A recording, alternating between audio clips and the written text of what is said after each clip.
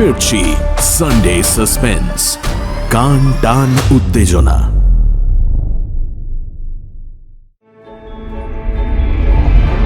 শুনছেন সত্যজিৎ রায়ের লেখা তারিণী খুড়োর বাছাই করা কয়েকটি গল্প।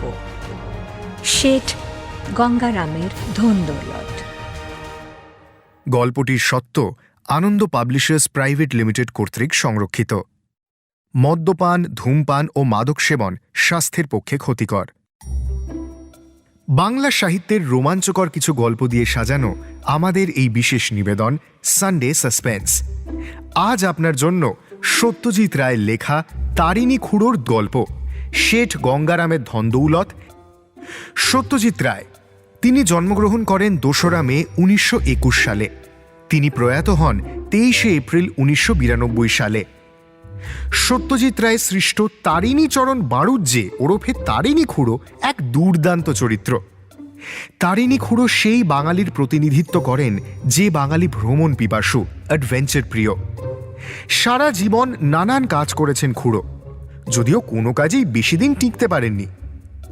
গল্প বলাটাও যে একটা আর্ট, সেটা বারবার প্রমাণ করেন খুড়ো। গল্প বলার তাগিদে হেঁটে আসেন বেনেটোলা থেকে টালিগঞ্জ পর্যন্ত। আজকের প্রথম গল্প শেঠ গঙ্গারামের ধনদৌলত প্রকাশিত হয় সন্দেশ পত্রিকায় 1982 সালে। গল্প পাঠে এবং তারিণী খুড়োর ভূমিকায় শ্রী পরাণ বন্দ্যোপাধ্যায়। শুরু হচ্ছে শেঠ গঙ্গারামের ধনদৌলত।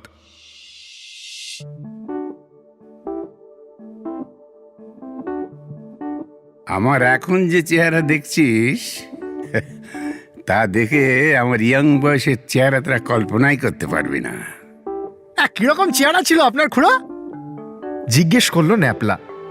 ধর্মেন্দ্রর মতো? যা যা, ওরকম ন্যাশপাতি মার্কা চেহারা আমার নয়। টকটকে রং, ব্যায়াম করা পাকানো শরীর, জামা খুললে প্রত্যেকটা মাসল আঙুল দিয়ে দেখানো যায়। অ্যানাটমি চার্টের দরকার হয় না। আর ফিল্ম স্টারের কথা কি বলছিলি?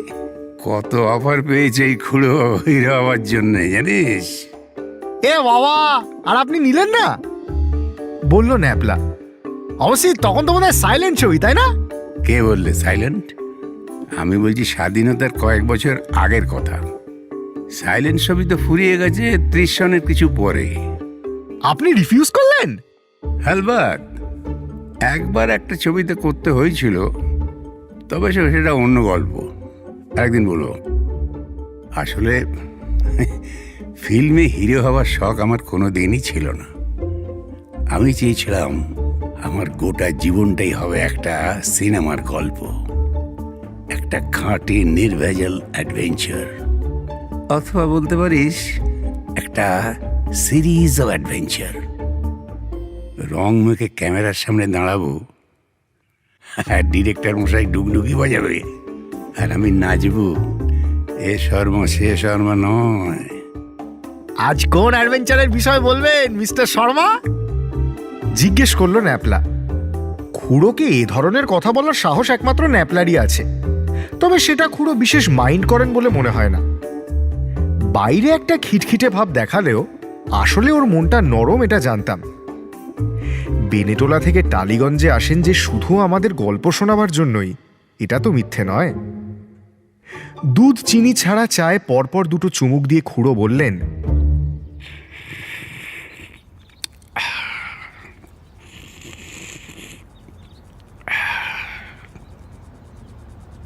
1944-এ আজমির। তখন আমার বয়স 28।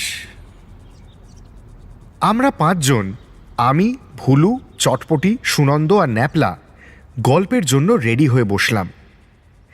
চা শেষ করে একটা এক্সপোর্ট কোয়ালিটি বিড়ি ধরিয়ে খুড়ো আরম্ভ করলেন।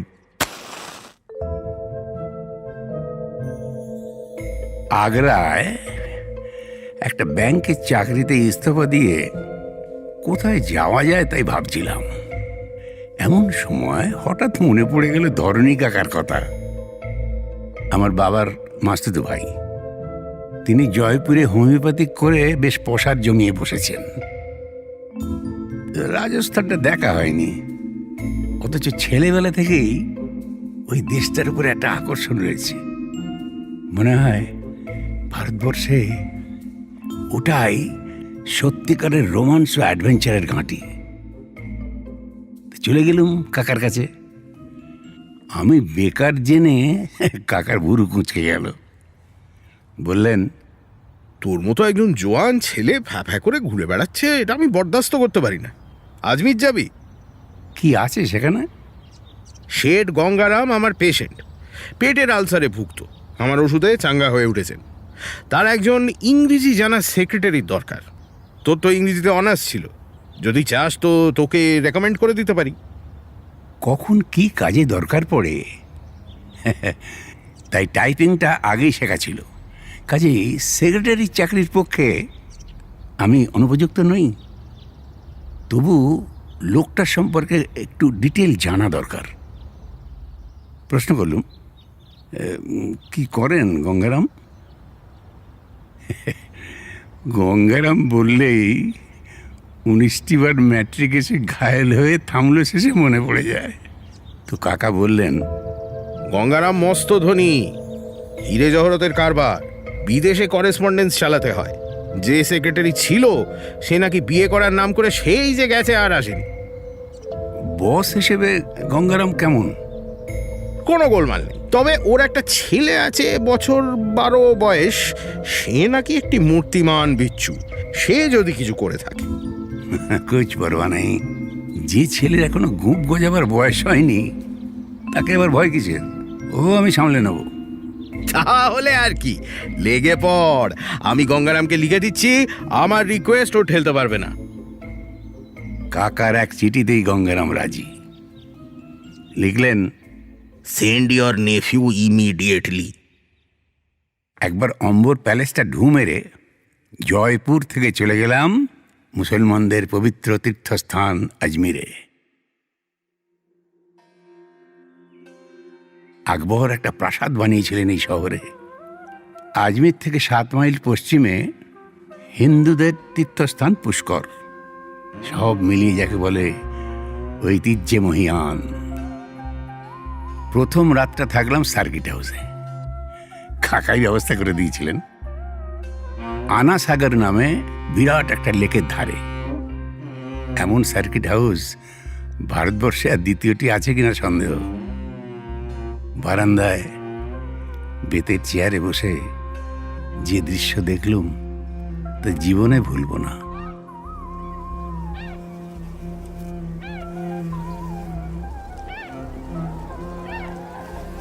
হাজার হাঁস চড়ে বেড়াচ্ছে লেকে।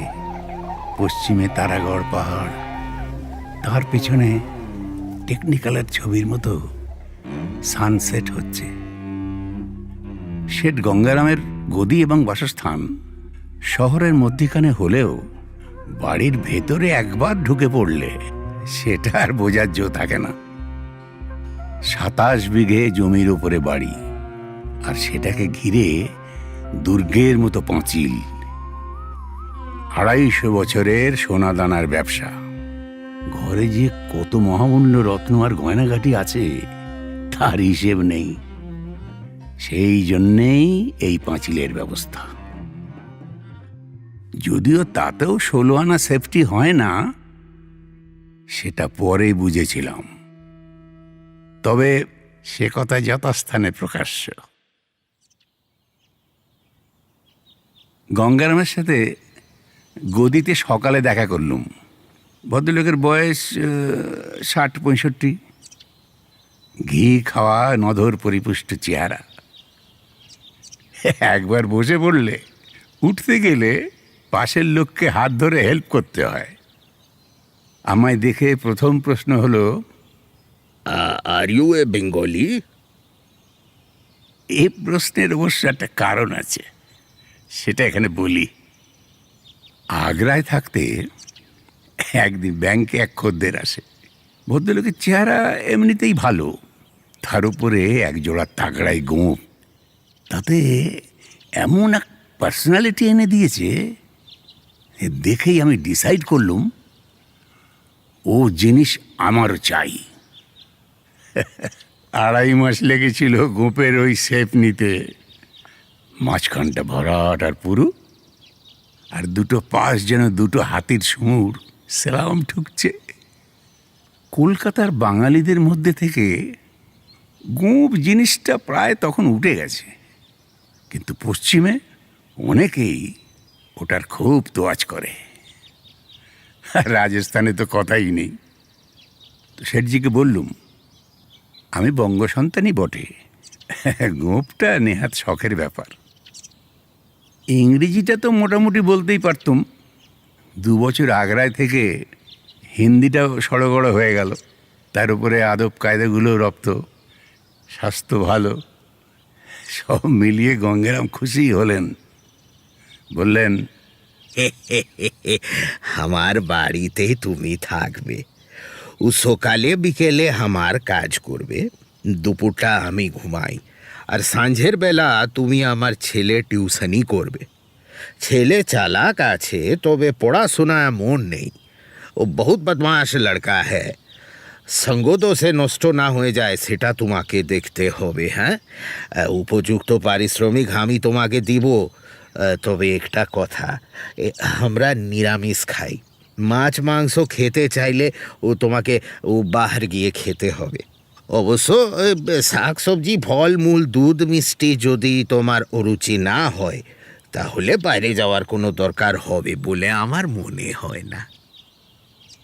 নিরামিষ শুনে গোড়ায় মনটা দমে গেছিল, কিন্তু শেঠজির বাড়ির নিরামিষ রান্না এমনই সুস্বাদু। আর বাড়ির গরুর খাঁটি দুধের মালাই এমন কোয়ালিটি, মাছ মাংসের অভাব মিটিয়ে দিয়েছিল।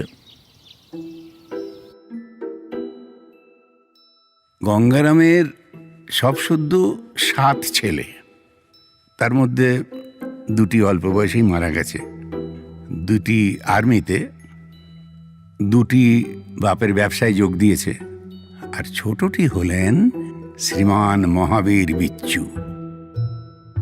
আমার সঙ্গে কথা বলে গঙ্গারাম ছেলেকে ডেকে পাঠালেন। সে এলে পর আমার পরিচয় দিয়ে বললেন, ये हैं तुम्हारे नए मास्टर, जाओ इनको इनका कमरा दिखा के आओ। এমন অস্থির চোখের দৃষ্টি আমি কোনো ছেলের মধ্যে দেখিনি। আর সেই সঙ্গে এমন তীক্ষ্ণ ঝিলিক, সে যে বিচ্ছু তাতে সন্দেহ নাই, কিন্তু সেই সঙ্গে তার বুদ্ধিও যে খুব ধারালো সেটা বোঝা যায়। গদি থেকে বাড়ির ভেতরে ঢুকে একটা প্রকাণ্ড উঠোন পেরিয়ে একটা প্যাসেজের মধ্যে দিয়ে আর একটা উঠোনে পৌঁছলাম। তারই পাশে বারান্দার ধারে একটা ঘরে নিয়ে গিয়ে আমাকে হাজির করল মহাবীর। বোঝাই যাচ্ছে এটা শীষমহল জাতীয় একটা কিছু ছিল, কারণ ঘরের সারা দেয়াল আয়নার টুকরো দিয়ে মোড়া। আমাকে পৌঁছে দিয়েই মহাবীর যে কেন চম্পট দিল সেটা মিনিট খানেকের মধ্যেই বুঝতে পারলুম। ঘরের মেঝেতে 2টি এবং খাটের ওপরে একটি জ্যান্ত বিছে অবস্থান করছে। মেঝের 2টি তেঁতুলে আর খাটের ওপরেরটি একেবারে খোদ কাঁকড়া বিছে। শেষেরটি আপাতত খাটের মধ্যেখান থেকে বালিশ লক্ষ্য করে এগোচ্ছে। আমি জানি মেঝের 2টি চেহারাতেই যা ভয়ের উদ্রেক করে, কামড়ে বিষ নেই, তবে বিছানার উপরে যেটি, তার ল্যাজের ডগায় বাঁকানো হুলটির ছোবল একেবারে মারাত্মক। বিচ্ছু বিশেষণের তাৎপর্য যে এইভাবে প্রথম দিনেই বোঝা যাবে এটা ভাবিনি। আমি ঘর থেকে বেরিয়েই মহাবীর বলে একটা হাঁক দিলুম। তাতে উত্তর না পেলেও ডাকের ফলে উল্টো দিকের বারান্দায় স্বয়ং শ্রীমানের আবির্ভাব হলো। হেলতে দুলতে সে এসে দাঁড়ালো একটা থামের পাশে। আমি তাকে ডাকলুম, এধার আও।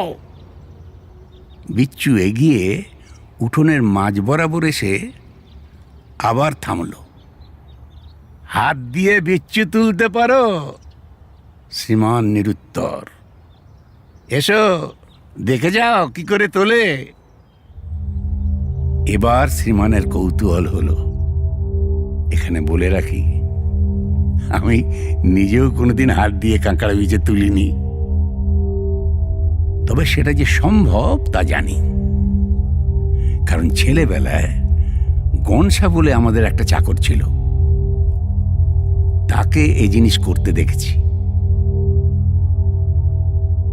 খপ করে ঠিক হুলের তলাটা ধরে তুলে ফেললে হুল ফোটাবার আর মৌকা পায় না বিছে। মহাবীর আমার ঘরের দরজার মুখটাতে এসে দাঁড়ালো। আমি দম টেনে এক বুক সাহস নিয়ে দুগ্গা দুগ্গা বলে এক বলে খাটের উপর থেকে ল্যাজ ধরে বিছেটাকে তুললুম। তারপর সেটা দু আঙুলে ঝুলিয়ে মহাবীরের মুখের কাছে নিয়ে গিয়ে বললুম, এই বিছেগুলোকে বাইরে ফেলে আসার জন্য একটা পাত্র নিয়ে এসো তো। আর দেখছই তো, আমার যখন ভয় নেই, আমাকে ভয় দেখিয়ে কোনো মজা নেই। মহাবীর 1 মিনিটের মধ্যে একটা কাঁচের বয়াম নিয়ে এলো। তার ভেতরের দেয়ালে লাড্ডুর গুঁড়ো লেগে রয়েছে। তারই মধ্যে প্রথমে কাঁকড়া বিছেটাকে, তারপরে তেঁতুলে বিছে দুটো ফেলে বললুম, এগুলোকে বাড়ির পাঁচিলের বাইরে ফেলে এসো। তো মহাবীর গেল। তারপরে কিছুক্ষণের মধ্যেই এসে রিপোর্ট করে গেল যে সে আমার আজ্ঞা পালন করেছে। তারপর থেকে মনে হতো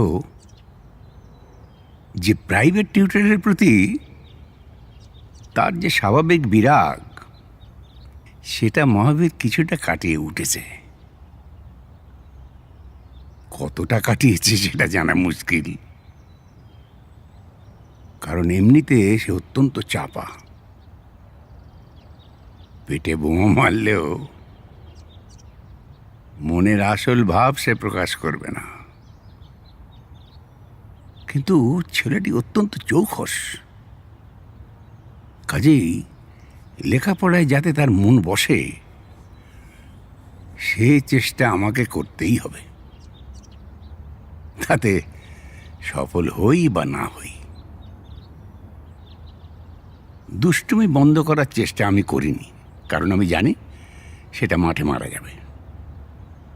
তেঁদেড়ামোর দৌড় যে কতখানি, সেটা একদিনের ঘটনা বললেই বুঝতে পারবে। গঙ্গারামের বাড়িতে 4টে ঘোড়া, 6টা উট। একদিন সকালে মনিবের চিঠি টাইপ করছে গদিতে বসে। এমন সময় হঠাৎ সমস্বরে অনেকগুলো উটের আর্তনাদ শুনে আঁতকে উঠলুম।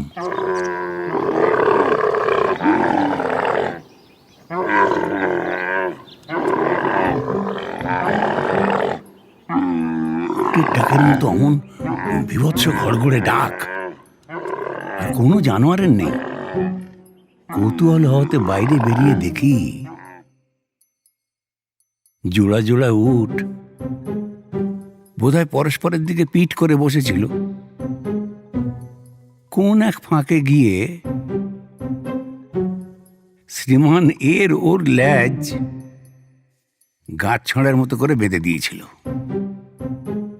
বসা উট দাঁড়িয়ে উঠতে গিয়ে এই ল্যাজে টান পড়ার ফলেই এই বিকট চিৎকার। গঙ্গারাম এ ব্যাপারে ভয়ঙ্কর আপসেট হয়ে পড়াতে তাকে বুঝিয়ে বললুম, এ ধরনের দুষ্টুমির বয়সটা মানুষের খুব দীর্ঘস্থায়ী হয় না। তোমার ছেলের যথেষ্ট বুদ্ধি আছে, সে পড়াশোনায় ভালো হবে, এই গ্যারান্টি আমি দিচ্ছি। তুমি চিন্তা করো না। এত বলার পর বাপ স্বস্তির নিঃশ্বাস ফেলল। মহাবীরকে পড়ানোর টাইম ছিল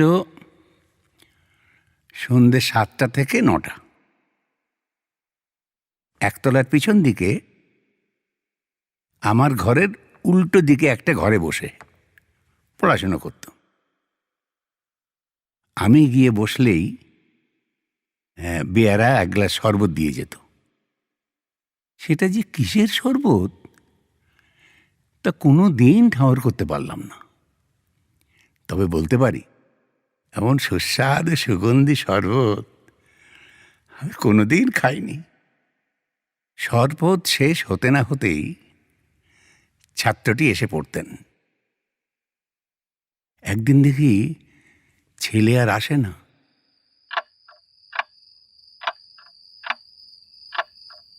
আমি ঘড়ি দেখছি থেকে থেকে, 20 মিনিট হয়ে গেল, 25 মিনিট, 1 ঘন্টা, তবুও সে আসে না। দেরির কি কারণ হতে পারে আমি বুঝতে পারছি না। এমন সময় হঠাৎ শ্রীমান এসে হাজির। কি ব্যাপার বলে তো? তাকে জিজ্ঞেস করলাম, এত দেরি কেন? তোমায় একটা জিনিস দেখাবো তাই। বাবার নেশা পুরোপুরি না হলে ট্যাগ থেকে চাবি বার করতাম কি করে? সর্বনাশ! বাবার ট্যাঙ্ক থেকে চাবি? শেঠজি যে গাঁজা জাতীয় একটা জিনিস সেবন করেন সন্ধেবেলা, সেটা জানতাম। এটা কিসের চাবি? সিন্ধুকের। তারপর পকেট থেকে একটা জিনিস বার করে টেবিলের উপরে রাখলো। ল্যাম্পের আলোয় সেটার চোখ ধাঁধানো ঝলসানি আমায় থমকে দিল। জিনিসটা একটা সোনার লকেট। সাইজটা অনেকটা ওই ক্যারামের স্ট্রাইকারের মতো। মাঝখানে একটা আদুলি প্রমাণ সবুজ মণি, নির্ঘাত মরকত কিংবা পান্না। তাকে ঘিরে আছে হীরের বলয়, আবার তাকে আবার ঘিরে আছে সোনার সূক্ষ্ম কারুকার্যের মধ্যে বসানো চুনি আর পান্না। জাহাঙ্গীর বাদশার জিনিস ছিল এটা। 20 লাখ টাকা দাম। বাবা কাউকে দেখান না, কাউকে বিক্রি করবেন না। চাপা গলায় বলল মহাবীর। আর তুমি এটা সিন্ধুক থেকে বার করে নিয়ে এলে? বাহ, এটা তোমাকে দেখাবো না? তোমার দেখা হলে এটা আবার রেখে দিয়ে আসবো। ও বাবা! আমি অবাক হয়ে একবার লকেটের দিকে, একবার মহাবীরের দিকে দেখছি। এমন সময় হঠাৎ একটা প্রশ্ন করে বসলেন শ্রীমান। টোটা সিং এর নাম শুনেছ? কে টোটা সিং? আসল নাম কেউ জানে না। ডাকু টোটা সিং। পুলিশ ধরে জেলে পুড়েছিল। ও জানলার গড়াত হাত দিয়ে বেঁকিয়ে পালিয়েছে। এবার মনে পড়ল কোনো একটা কাগজে পড়েছিলাম বটে। রাজপুত ডাকাত, রাজপুত্রের মতো চেহারা, ফর্সা রং, কিন্তু ডাকাতি করে মিসকালো ভিলদের সঙ্গে। ভারী রহস্যময় চরিত্র। পুলিশ জেরা করেও কিছু জানতে পারেনি। দুর্ধর্ষ সাহসী আর বন্দুকের অভ্যর্থ নিশানা। গায়েও নাকি প্রচন্ড শক্তি। হঠাৎ টোটা সিং এর কথা জিজ্ঞাসা করছো কেন? আমাদের বাড়িতে ডাকাত এলে ভীষণ মজা হবে। আমি তো বললাম, এসব কি বলছো তুমি? গোলাগুলি চলবে আর মজা হবে না? এসব কথা বলো না মহাবীর। যদি লোক খুন হয় সেটা কি খুব ভালো হবে? মহাবীর আর কিছু বলল না। তার উৎসাহের সঙ্গে আমার উৎসাহ মেলাতে পারলাম না বলে বোধহয় সে কিছুটা হতাশ হলো। তাকে লকেটটা দিয়ে বললাম, যাও এটা রেখে এসো বাবা সিন্ধুকে। মহাবীর বাধ্য ছেলের মতো লকেটটা নিয়ে বেরিয়ে গিয়ে আবার 5 মিনিটের মধ্যেই ফিরে এলো। সেদিন আর তেমন জমিয়ে পড়াশোনা হলো না জানিস।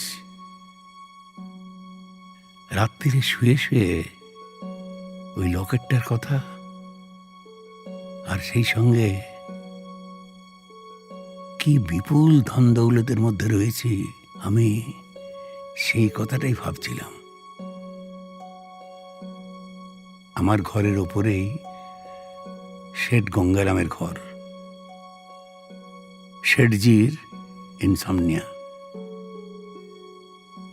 রাত 2:30-3টের আগে ঘুম আসে না। নেশার ফলে সন্ধ্যে 7টা নাগাদ একটা তন্দ্রার ভাব আসে, তারপরে 10টা থেকে একেবারে সজাগ। এই ব্যারাম হোমিওপ্যাথিতে সারেনি, তাই শেঠজি অ্যালোপ্যাথির ঘুমের বড়ি খান। কিন্তু যতক্ষণ না ঘুমের আমেজ আসে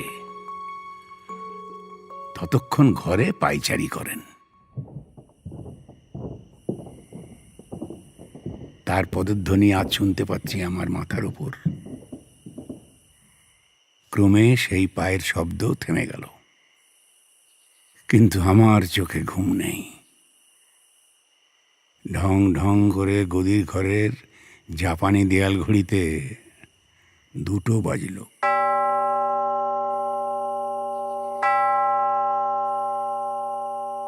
আর তারই কিছুক্ষণ পরেই মাথায় আকাশ ভেঙে পড়ল। একে টেলিপ্যাথি বলবো কিনা জানি না, আজই সন্ধ্যায় ডাকাতির কথা হলো, আর আজই ডাকাত পড়ল শেঠ গঙ্গারামের বাড়ি। প্রথমে সন্দেহ হলো কুকুরের ঘেউ ঘেউ শুনে, তারপরে ঘোড়ার চিন, আর উটের পরিত্রাহী আর্তনাদ, তারপর হই হল্লা।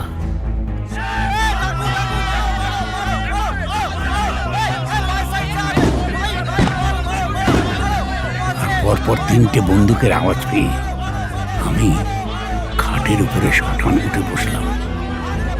ঘর থেকে বারান্দায় বেরোবো কিনা ভাবছি।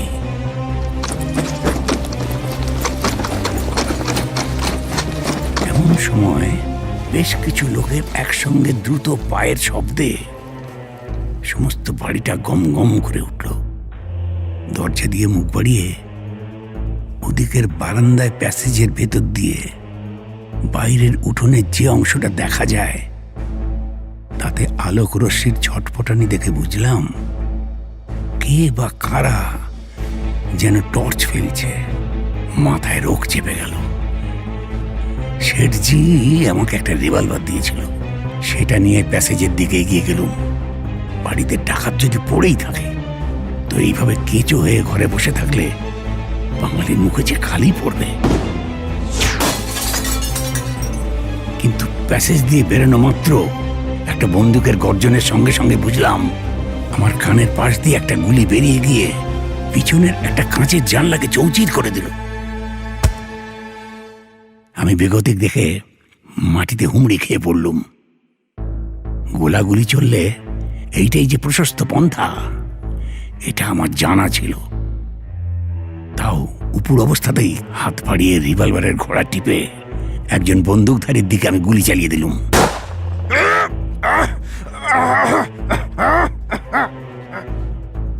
লোকটা আর্তনাদ করে কোমরে হাত চাপা দিয়ে অন্ধকারে অদৃশ্য হয়ে গেল।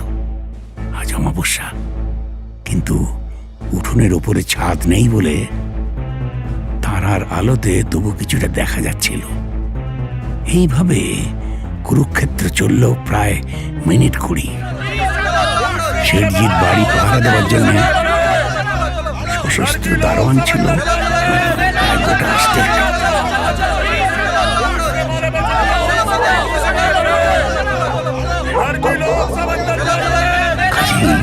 যুদ্ধ যে শুধু একতরফাই ঘটেছে তা নয়, রকমের হল্লা, আর্তনাদ, গুলির শব্দ, পায়ের শব্দ ইত্যাদি সব কিছু থামার পর আমি আবার উঠে দাঁড়ালাম। তখন এদিকে ওদিকে বাতি জ্বলতে শুরু করেছে।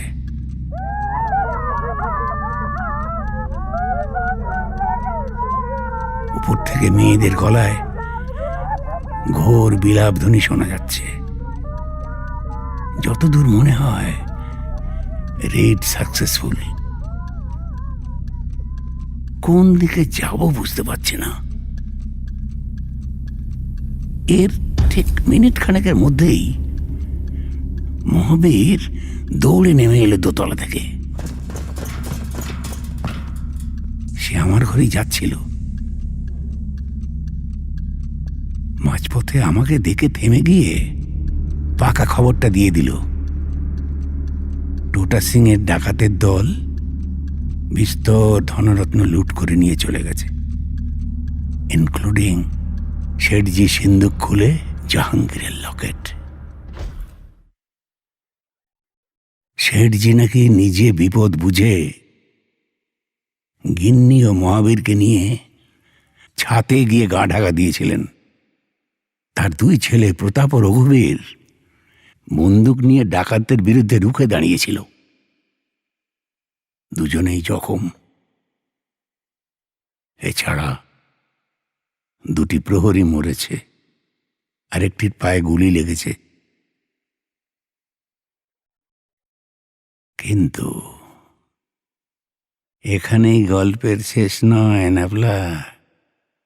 পুলিশে ডায়েরি ইত্যাদি যা করবার সে তো হলই। এখানে বলে রাখি, শেষ পর্যন্ত ইন্সপেক্টর যশবন্ত সিং এবং তার দলের লোকেরা জাহাঙ্গীরের লকেট সমেত চোরাই মালের অধিকাংশই উদ্ধার করেছিলেন। ডাকাত দলের 7 জন ধরা পড়েছিল, তবে টোটা সিং উধাও।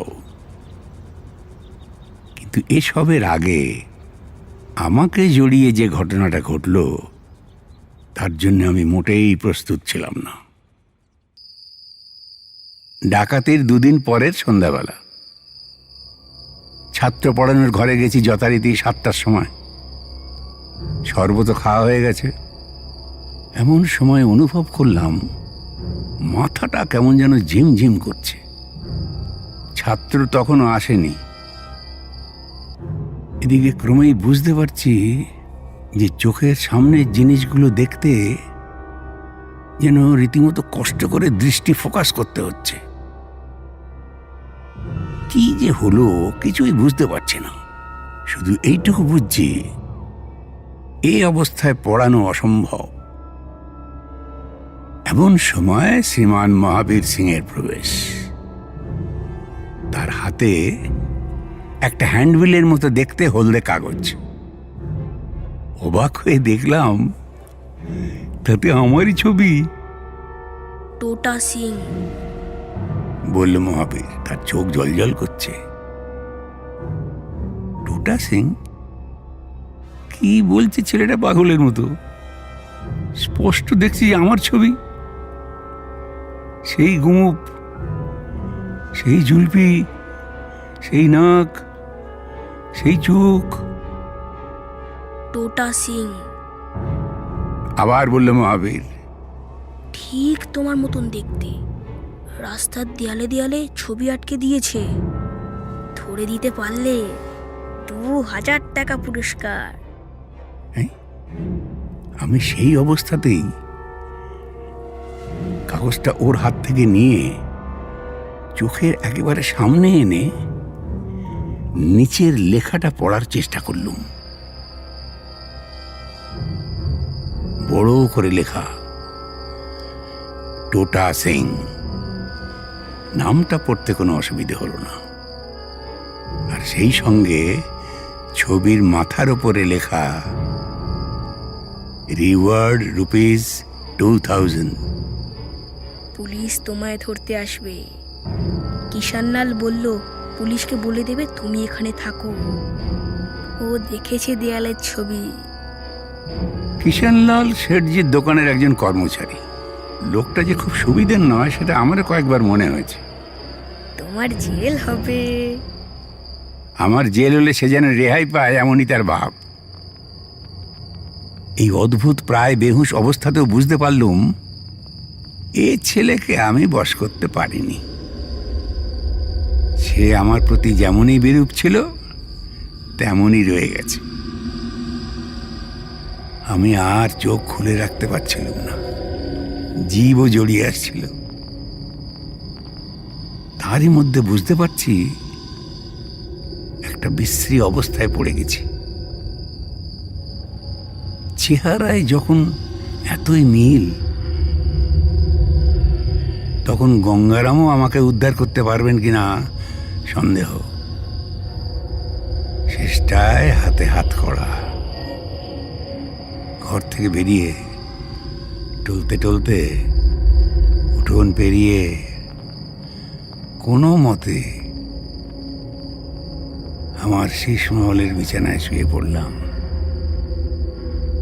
আর শোয়া মাত্রই অঘরে ঘুম। পরদিন ঘুম ভাঙল পুরুষ মানুষের গলার শব্দে। ভারী গলায় কে যেন ইংরেজি হিন্দি মিশিয়ে কথা বলছেন আমার ঘরের কাছেই। আমাদের কাছে ডেফিনেট ইনফরমেশন আছে কি এ বাড়িতে সে লোককে দেখা গেছে। আমরা সার্চ করে দেখতে চাই। 26টা ঘর আছে হাভেলিতে। লুকোবার জায়গার কি অভাব আছে? আমি প্রমাদ গুনলাম। এবার গঙ্গারামের কাতর কণ্ঠস্বর শোনা গেল। আরে এ বাড়িতে টোটা সিং লুকিয়ে থাকবে আর আমি জানতে পারবো না? এটা কি করে সম্ভব হবে ইন্সপেক্টর সাহেব? দরজার বাইরে লোক। আমি বিছানায় কনুয়ে ভর করে আধশোয়া। আমার গলা শুকিয়ে গেছে, বুকের মধ্যে ধড়ফড়ানি, এখনো মাথা ভার। কাল যে কি হলো এখনো বুঝতে পারছি না। চৌকাঠ পেরিয়ে এক পা ঢুকে এলেন উর্দিপরা দারোগা।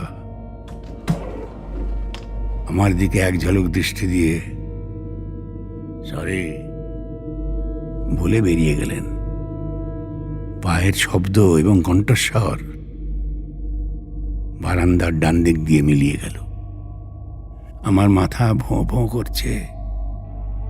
তাহলে কি কালকের ছবিটাও মহাবীরের আর একটা বিচ্ছুমি? শুধু আমার মনে একটা প্যানিক সৃষ্টি করার জন্য? আমি বিছানা ছেড়ে উঠলাম। দেয়ালের দিকে চোখ গেল। দেয়ালে সর্বাঙ্গে আয়নার টুকরো। তাতে আমার মুখের ছায়া পড়েছে। একটা নয়, অগন্তি। কিন্তু কিন্তু এ মুখ যে বদলে গেছে। আপনা থেকেই আমার হাতটা মুখের উপরে চলে এলো। কোথায় কোথায় আমার সেই টোটা মার্কা তাগাড়ি গোঁপ? আমি যে ক্লিন শেভেন, আমার মাথার চুলের একই দশা। এই যে প্রায় কদম ছাঁট। দোরগোড়ায় দাঁড়িয়ে এখন মহাবীর সিং। তার চোখে মুখে শয়তানি হাসি। কাল শরবতে কি ছিল বলো তো? কি ছিল? বাবার চারটে ঘুমের বড়ি। তুমি ঘুমোলে পর দাদার খুর দিয়ে তোমার গোফ কামিয়ে দিই, কাঁচি দিয়ে চুল কেটে দিই, নাহলে তো তোমায় ধরে নিয়ে যেত। এখন ওরা বুদ্ধু বনে যাবে। হ্যাঁ?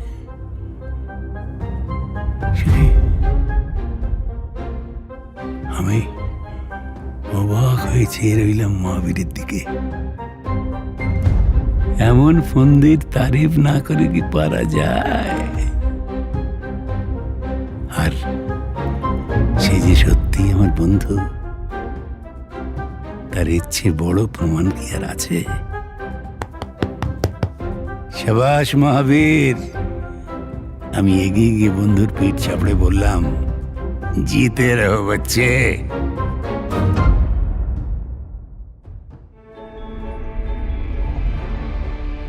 শুনছিলেন তারিণী খুড়োর গল্প শেঠ গঙ্গারামের ধনদৌলত। পরের গল্প সত্যজিৎ রায়ের লেখা গল্প বলিয়ে তারিণী খুড়ো। তোরা তো আমাকে গল্প বলেই জানিস, বললেন তারিণী খুড়ো। কিন্তু এই গল্প বলে যে আমি এককালে রোজগার করেছি সেটা কি জানিস? না বললে জানবো কি করে, বলল ন্যাপলা। সে আজ থেকে প্রায় 22 বছর আগের কথা। বোম্বেতে আছি, ফ্রি প্রেস জার্নাল কাগজে এডিটারের কাজ করছি। এমন সময় একটা বিজ্ঞাপন দেখলাম। আহমেদাবাদের এক ধনী ব্যবসায়ী একজন গল্প বলিয়ে সন্ধান করছেন। ভারী মজার বিজ্ঞাপন।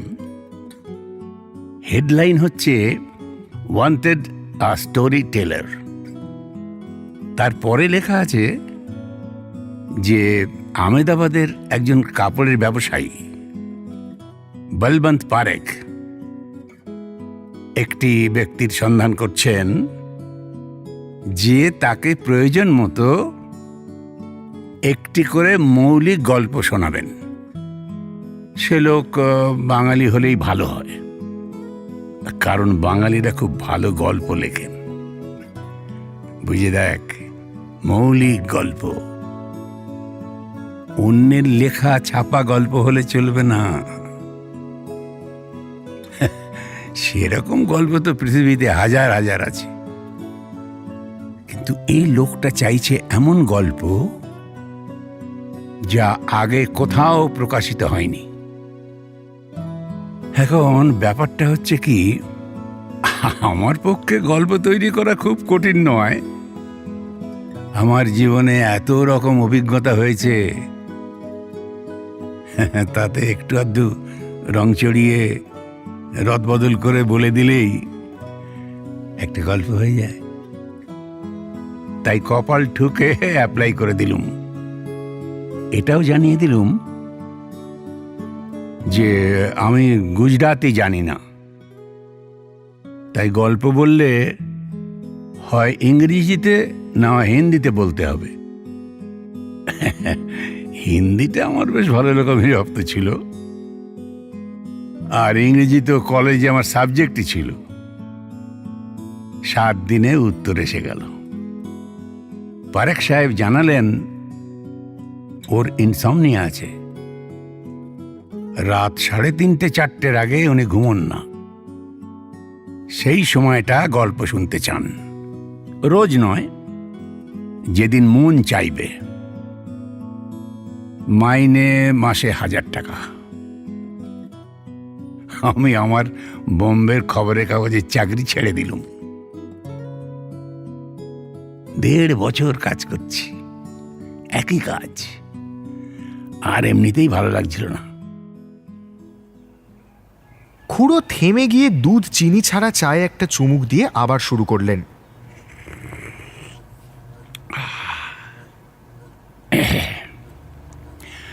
আহমেদাবাদ গিয়ে জানলুম পারেখ সাহেবের কাপড়ের মিল আছে।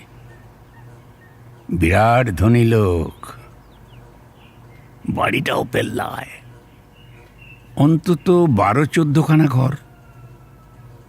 তার একটাতেই আমাকে থাকতে দেওয়া হলো। বললেন, তোমার ডিউটির তো কোনো ধরা বাঁধা সময় নেই। মাঝরাত্রিরে তোমাকে ডাকবো, অন্য জায়গায় থাকলে চলবে কি করে? তুমি আমার বাড়িতেই থাকো। ভদ্রলোকের বয়স 45-এর বেশি নয়, অর্থাৎ আমারই বয়সী। 2 ভাইপো আছে, হীরালাল আর চুনিলাল। তারা কাকার ব্যবসায় লেগে গেছে। এর মধ্যে হীরালালের বিয়ে হয়ে গেছে। সে ওই বউ আর দুটি ছেলে মেয়ে নিয়ে একই বাড়িতে থাকে। খাবার ব্যাপারে আমার তো কোনো ঝামেলা নেই, তোরা তো জানিস। পারেক সাহেব জিজ্ঞেস করলেন, তুমি কোনো স্পেশাল রান্না খাবে? আমি বলে দিলাম যে আমি গুজরাটি রান্নায় অভ্যস্ত। মোট কথা মাসখানেকের মধ্যেই বেশ গ্যাঁট হয়ে বসলাম। গল্প দেখলাম মাসে 10 দিনের বেশি বলতে হচ্ছে না। বাকি সময়টা খাতায় গল্পের প্লট নোট করে রাখতাম। ইচ্ছে করলে আমি নিজেই একজন গল্প লিখিয়ে হয়ে যেতে পারতাম,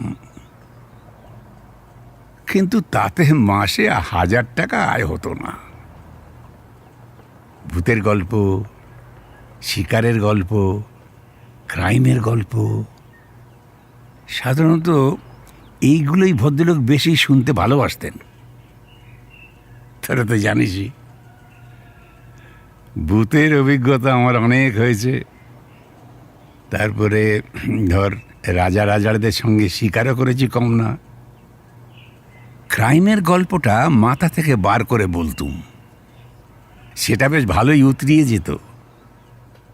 মোটামুটি ভদ্রলোক আমার কাজে খুশি। মাস 6 হয়ে গেছে। এমন সময় একদিন সকালে এক ভদ্রলোক পারেক সাহেবের সঙ্গে দেখা করতে এলেন। পারেক সাহেব সেদিন একটু বেরিয়েছিলেন। আমি ভদ্রলোককে বৈঠকখানায় বসিয়ে জিজ্ঞেস করলুম তার কি দরকার। উনি বললেন, ওর নাম মহাদেব দুতিয়া। উনি একটি বিশেষ জনপ্রিয় গুজরাটি মাসিক পত্রিকা ললিতার সম্পাদক। ললিতার নাম আমি শুনেছি। ওটার নাকি প্রায় 1 লাখ সার্কুলেশন। তো আমি বললাম, মিস্টার পারেকের ফিরতে 8 ঘন্টা খানেক হবে। আপনি যদি বলেন আপনার কি দরকার ছিল, আমি সেটা ওকে জানিয়ে দিতে পারি। দুতিয়া বললেন, আমি ওর কাছ থেকে গল্প চাইতে এসেছি। সাহিত্য পত্রিকায় উনি নিয়মিত লিখছেন বেশ কয়েক মাস ধরে। আমার গল্পগুলো খুব ভালো লেগেছে,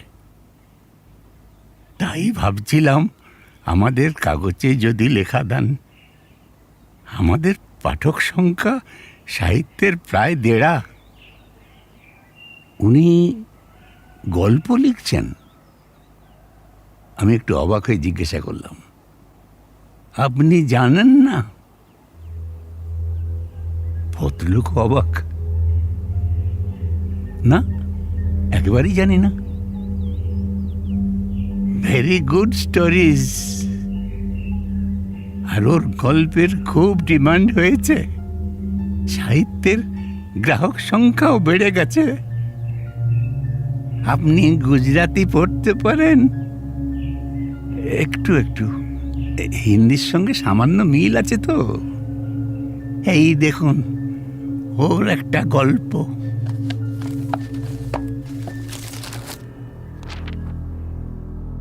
দুতিয়া একটা থলে থেকে একটা পত্রিকা বার করে একটা পাতা খুলে আমাকে দেখালো।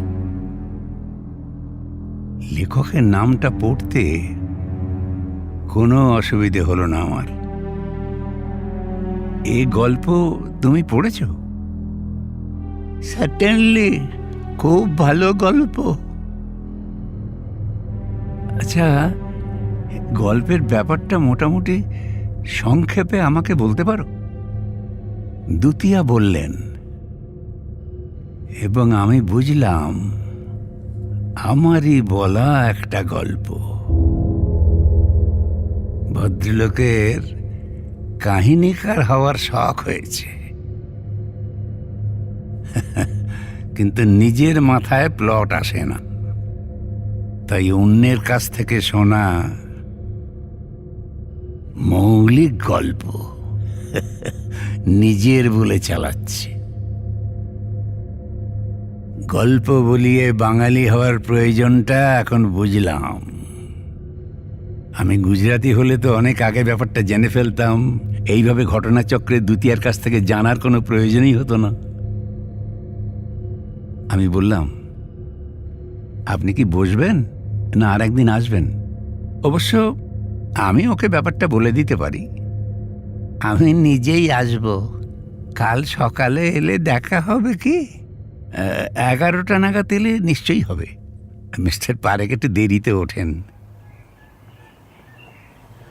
মিস্টার দুতিয়া চলে গেলেন। আমি আবার মন দিয়ে ব্যাপারটা উপলব্ধি করার চেষ্টা করলাম। ব্যাপার খুব সোজা। লোকটা স্রেফ আমাকে না জানিয়ে আমার নাম ভাঙিয়ে নিজে নাম করছে। না, এর একটা বিহিত না করলেই নয়। এই জিনিস বরদাস্ত করা যায় না। অথচ লোকটাকে দেখে একবারও বুঝতে পারেনি যে সে এত অসৎ হতে পারে।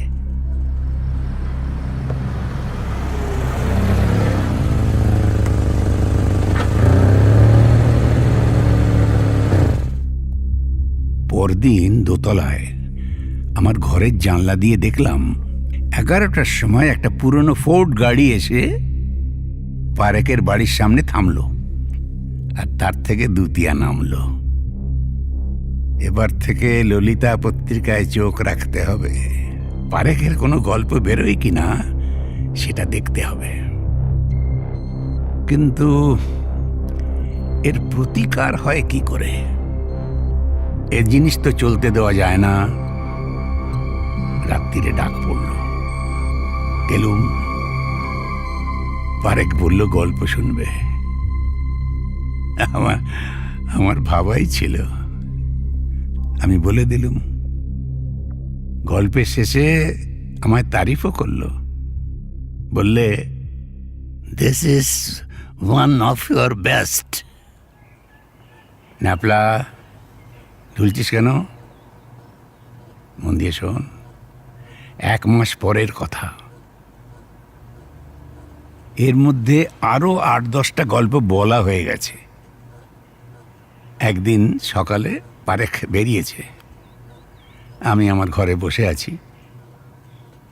এমন সময় পারেকের ভাইপো হীরালাল এসে বলল, আমার টেলিফোন আছে। আমি নিচে আপিসে গেলুম। ফোন তুলে হ্যালো বলে দেখলুম ললিতার সম্পাদক দুতিয়া কথা বলছেন। বললেন, মিস্টার পারেক নেই শুনছি? না, উনি একটু বেরিয়েছেন। বিশেষ জরুরি দরকার ছিল। আপনি কি একবার আমার অফিসে আসতে পারবেন? ঠিকানাটা টেলিফোন ডিরেক্টরিতেই পাবেন। এখান থেকে কত দূর আপনার অফিস? ট্যাক্সিতে এলে 10 মিনিটে পৌঁছে যাবেন। আচ্ছা বেশ, আমি আসছি। ললিতার অফিস দেখলেই বোঝা যায় তাদের অবস্থা খুব সচ্ছল। বেশ বড় ঘরে একটা বড় টেবিলের পেছনে দুতিয়া 3টে টেলিফোন সামনে নিয়ে বসে আছে। আমাকে দেখেই উত্তেজিত হয়ে বললেন, কেলেঙ্কারি ব্যাপার। কি হলো? মিস্টার পারেক আমাদের একটা গল্প পাঠিয়েছিলেন, চমৎকার গল্প। আমরা সেটা ছাপিয়েছিলাম। তারপর থেকে অন্তত 150 চিঠি পেয়েছি। পাঠকরা বলছে গল্পটা চুরি। এর মূল লেখক হচ্ছেন তোমাদের বাংলাদেশের শরৎচন্দ্র চট্টোপাধ্যায়। কি করি এবার? কিরে নেবলা, কি দেখছিস? না না, দুতিয়া না। তারিণী বাণিজ্যের কাছে খাপ খোলা অত সহজ নয়। সবাই তো আর দুতিয়া নয়। কি রে, মুখ গোমড়ো করে বসে রইলি কেন? একটু চা কর। সানডে সাসপেন্সে আজ শুনলেন তারিণী খুড়োর গল্প, রচনা সত্যজিৎ রায়। গল্প পাঠে তারিণী খুড়োর ভূমিকায় এবং অন্যান্য কিছু চরিত্রে শ্রী পরাণ বন্দ্যোপাধ্যায়, কাকা, শেঠ গঙ্গারাম ও ইন্সপেক্টরের চরিত্রে দীপ, শ্রীমান মহাবীর বিচ্ছুর ভূমিকায় বিলাস দে, আংশিক গল্প পাঠে ন্যাপলার ভূমিকায় এবং গল্পের সূত্রধার অগ্নি, সমবেত কণ্ঠে মির্চি টিম, ধ্বনি পরিকল্পনা ও আবহ সঙ্গীত দীপক রায়, প্রচার অলঙ্করণ জয়েন দ্য ডটস, প্রচার পরিকল্পনা অগ্নি, কার্যনির্বাহী প্রযোজনা অরুণিমা দে, সহযোগিতায় সৃষ্টি, অভিজ্ঞান এবং অর্ণব, শব্দগ্রহণ ও পরিচালনা অগ্নি, সমগ্র পরিকল্পনা ও পরিচালনায় ইন্দ্রাণী। মির্চির তরফ থেকে আন্তরিক ধন্যবাদ শ্রী সৌরজিৎ হালদার এবং শ্রী বিলাস দেকে আমাদের পাশে থাকার জন্য। শেষ হল শেঠ গঙ্গারামের ধনদৌলত এবং গল্প বলিয়ে তারিণী খুড়ো। সানডে সাসপেন্স আপনি শুনতে পারেন শুধুমাত্র আমাদের ইউটিউব চ্যানেল youtube.com/mirchi বাংলায় এবং গানা অ্যাপে।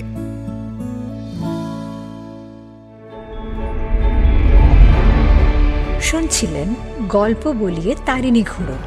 এর পরের গল্প সত্যজিৎ রায়ের লেখা তারিণী খুড়োর গল্প নরেশ সাহেবের বাংলো। গল্পটির সত্য আনন্দ পাবলিশার্স প্রাইভেট লিমিটেড কর্তৃক সংরক্ষিত। মদ্যপান, ধূমপান ও মাদক সেবন স্বাস্থ্যের পক্ষে ক্ষতিকর। সানডে সাসপেন্স ক্লাসিক্সে আজ সত্যজিৎ রায়ের লেখা তারিণী খুড়োর গল্প।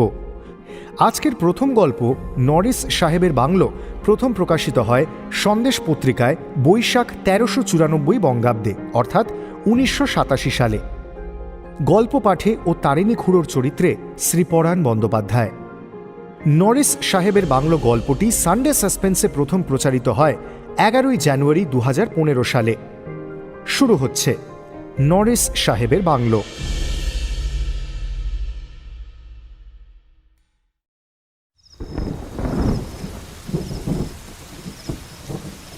তারিণী খুড়োকে ঘিরে আমরা 5 বন্ধু বসেছি। বাদলা দিন, সন্ধে হব হব, খুড়োর চা খাওয়া হয়ে গেছে। এবার বিড়ি ধরিয়ে হয়তো গল্প শুরু করবেন। খুড়ো এলে সন্ধেতেই আসেন, আর এলেই একটি করে গল্প লাভ হয় আমাদের। সবই খুড়োর জীবনেরই ঘটনা, কিন্তু সে ঘটনা গল্পের চেয়েও মজাদার। একজন লোকের এত রকম অভিজ্ঞতা হতে পারে সেটা আমার ধারণা ছিল না। খুড়ো বললেন, আমি যে সবসময় চাকরির ধান্দায় দেশ বিদেশে ঘুরেছি তা কিন্তু নয়। মাঝে মাঝে রোজগারের উপর বিতৃষ্ণা এসে যায়, তখন ঘুরি কেবল ভ্রমণের নেশায়। নতুন জায়গা দেখার শখ আমার ছেলেবেলা থেকে। সেইভাবেই একবার গিয়ে পড়েছিলাম ছোটনাগপুর। ও অঞ্চলটা তখনও দেখা হয়নি, আর ওখানেই ঘটে এক আশ্চর্য ঘটনা। সেই গল্পই আজ তোদের বলবো। খুড়ো বিড়িতে একটা লম্বা টান দিয়ে তার গল্প শুরু করলেন। আমি তখন হাজারিবাগে একটা হোটেলে আছি, নাম ডিলাক্স হোটেল, কিন্তু ব্যবস্থা চলনসইয়ের বেশি নয়। তাতে কিছু এসে যায় না, কারণ ব্যক্তিগত স্বাচ্ছন্দ্যটাকে আমি কখনো খুব উঁচুতে স্থান দিই না। নানান অবস্থার সঙ্গে নিজেকে মানিয়ে নেওয়াটাই আমার অভ্যেস। হাজারিবাগে কাউকে চিনি না, সেটা আরো ভালো লাগছে। কারণ মাঝে মাঝে একটা অবস্থা আসে যখন প্যাচাল পাড়তে একদম ভালো লাগে না। চুপচাপ একা একা বিছানায় শুয়ে কল্পনার স্রোতে নিজেকে ভাসিয়ে দিতে ইচ্ছে করে। তবে এটাও ঠিক যে ভারতবর্ষে এমন জায়গা নেই যেখানে বাঙালি নেই। বিশেষ করে হাজারিবাগে তো বিস্তর বাঙালি। তাদের মধ্যে এক একজনের সঙ্গে যে আলাপ হয়ে যাবে তাতে আর আশ্চর্য কি। যার সঙ্গে প্রথমে আলাপ হলো তাঁর নাম অর্ধেন্দু বসু। ইনি ইতিহাসের লোক। পাবনার একটা জমিদার বংশ, হালদার বংশ নিয়ে পড়াশোনা করছেন। ইচ্ছে আছে বই লেখার। এই বংশে নাকি অনেক বাঘা বাঘা চরিত্রের পরিচয় মেলে। এদেরই এক আদি পুরুষ, নাম রামগতি হালদার। রামমোহনের নাকি খুব কাছের লোক ছিলেন। তাছাড়া এর পরেও বেশ কিছু সমাজ সংস্কারক নির্ভীক চরিত্রের পরিচয় নাকি এ বংশে মেলে। আমি ভদ্রলোককে জিজ্ঞাসা করলাম, এই পরিবার সম্বন্ধে লিখতে আপনার হাজারিবাগ আসতে হলো কেন? ভদ্রলোক বললেন, 19 শতাব্দীর মাঝামাঝি নাকি এই পরিবারের একজন হাজারিবাগে একটা বাড়ি করেন। সে ছুটি কাটানোর জন্য না অন্য কোনো কারণে সেটা এখনো বুঝতে পারিনি। এই বিশেষ ব্যক্তিটির নাম ছিল মহেশ হালদার। এই মহেশ হালদার অবধি আমি হালদার বংশের ইতিহাস পাচ্ছি, যদিও এই সম্বন্ধে অনেক কিছুই জানতে বাকি আছে। এরপরে এসব কেমন যেন ব্ল্যাঙ্ক। আমি জিজ্ঞাসা করলাম, এর হাজারিবাগের বাড়িটা আপনি দেখেছেন? অতীন্দ্রবাবু বললেন, দেখেছি, কিন্তু সেখানেও এক রহস্য। এই বাড়িটাকে এখানকার সকলেই উল্লেখ করে নরিস সাহেবের বাংলো বলে, অথচ মহেশ হালদার যে বিয়ে করেছিলেন সে খবর আমি পেয়েছি। কিন্তু মহেশ হালদারের পরে বংশটার যে কি হলো সে খবর পাইনি। সম্ভবত মহেশবাবু নরিস সাহেবকে বাংলোটা বিক্রি করে দেন কোনো কারণে। কলকাতায় তাদের আর কোনো বংশধর নেই? আমি জিজ্ঞেস করলাম। অতীন্দ্রবাবু বললেন, মহেশ হালদার ছিলেন তার বাবা যোগেশ হালদারের একমাত্র সন্তান। তাই তার যদি আর ছেলে পিলে না থাকে তাহলে হয়তো হালদার বংশ মহেশেই শেষ হয়ে গেছে। প্রশাখা আর কোথাও আছে কিনা আমার জানা নেই, আমি শুধু শাখাতেই ইন্টারেস্টেড। এই বংশ সম্বন্ধে খবর দিতে পারে এমন কোনো লোকের সন্ধান পাননি হাজারিবাগে? এখানে এক ভদ্রলোক আছেন, আজন্ম এখানেই বাস। তার বয়স 90, নাম কালী কিঙ্কর বাণুজ্যে। একবার ভাবছিলাম তার কাছে গিয়ে জিজ্ঞেস করব। চলুন না, আজ বিকেলে যাওয়া যাক। কালীকিঙ্কর বাবুকে সকলেই চেনে, তাই তার বাড়ি বার করতে অসুবিধা হলো না। গিয়ে শুনি ভদ্রলোক বৈকালিক ভ্রমণেই বেরিয়েছেন। বুঝে রাখো এরকম স্বাস্থ্য, 90 বছরেও বিকেলে হাঁটা চাই। আমরা একটু অপেক্ষা করতেই ভদ্রলোক এসে পড়লেন। আমরা নিজেদের পরিচয় দিলাম। ভদ্রলোক বললেন, আমার কাছে তো বড় একটা কেউ আসে না, আপনাদেরও কোনো প্রয়োজন আছে বুঝি? আপনি ঠিকই ধরেছেন, বললেন অর্ধেন্দুবাবু। আমি পূর্ববঙ্গের এক জমিদার বংশ নিয়ে রিসার্চ করছি, হালদার বংশ। তাঁদের একজন 19 শতাব্দীর মাঝামাঝি হাজারিবাগে একটা একতলা বাংলো বাড়ি করেছিলেন।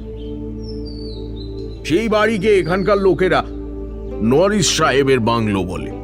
ও তাই বলুন, ওসব হালদার ফালদার জানি না, তারা এখানে এসে থাকতে পারেন। আমার যখন 7 কি 8 বছর বয়স তখন আমি নরিস সাহেবকে দেখেছি ঘোড়ায় চড়ে বেড়াতে যেতে। আমায় দেখে মাথা হিট করে গুড আফটারনুন বলতেন।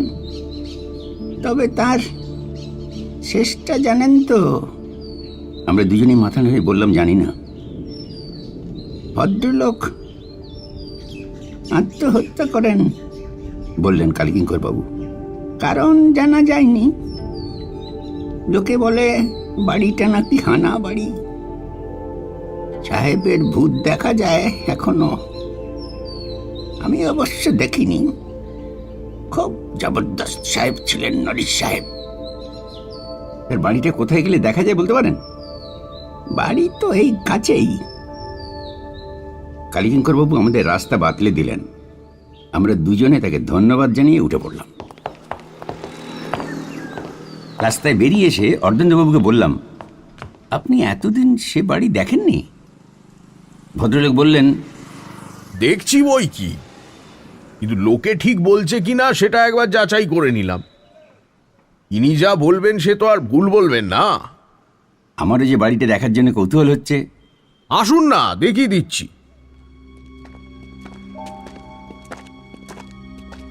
মাথায় টালি বসানো ঢালু ছাদওয়ালা বাড়ি, বাংলোই বলা চলে, যেমন হাজারিবাগে আরো দেখা যায়। টালির অধিকাংশই অবশ্য খসে গিয়ে ছাদ ফাঁকা হয়ে গেছে। চারিদিকে পাঁচিল দিয়ে ঘেরা, 4-5 বিঘে জমির উপর জীর্ণ অবস্থায় দাঁড়িয়ে আছে বাংলোটা। কেউ থাকে না সেখানে, শেষ কবে ছিল তাও কেউ বলতে পারে না। আমি অর্জুনবাবুকে বললাম, আপনার হালদার বংশের কথা জানি না মশাই, কিন্তু এই নরিশ সাহেবকে নিয়ে আমার বিলক্ষণ কৌতূহল হচ্ছে। সত্যি বলতে কি, এই সাহেবের প্রেতাত্মার সঙ্গে যদি যোগ স্থাপন করা যায়, তাহলে তো ইনি মহেশ হালদার সম্বন্ধে কিছু তথ্য দিতে পারেন, তাই নাকি? তাও অবশ্যই ঠিক। কথাটা খুব জোরের সঙ্গে বললেন নরেন্দ্রবাবু।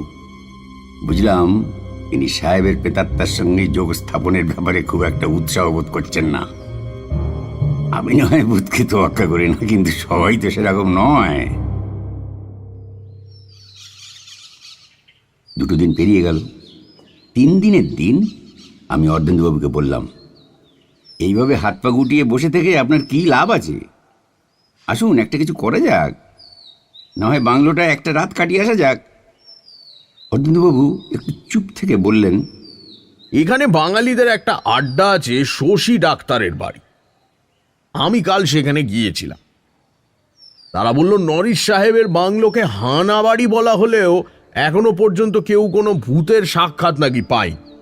তবে ওই আড্ডাতেই উৎপল বাবু বলে এক নিরীহ গোছের ভদ্রলোক ছিলেন। তিনি নাকি খুব ভালো মিডিয়াম, অর্থাৎ তার মধ্যে দিয়ে ভূতের আবির্ভাব ঘটেছে নাকি অনেকবার।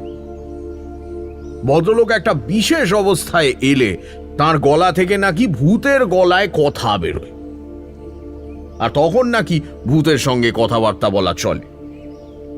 অন্ধকার ঘরে তেপায়া টেবিলের ওপর হাত রেখে নাকি ব্যাপারটা করতে হয়, কিঞ্চিত সময় সাপেক্ষ। আমি বললাম, দেখুন কিরকম যোগাযোগ। এই মিডিয়াম পাওয়া কিন্তু সহজ ব্যাপার নয়। আপনি এই উৎপলবাবুকে বলুন, আমরা কালই রাত্রে বসছি। তেপায়া টেবিল জোগাড় করতে পারবেন?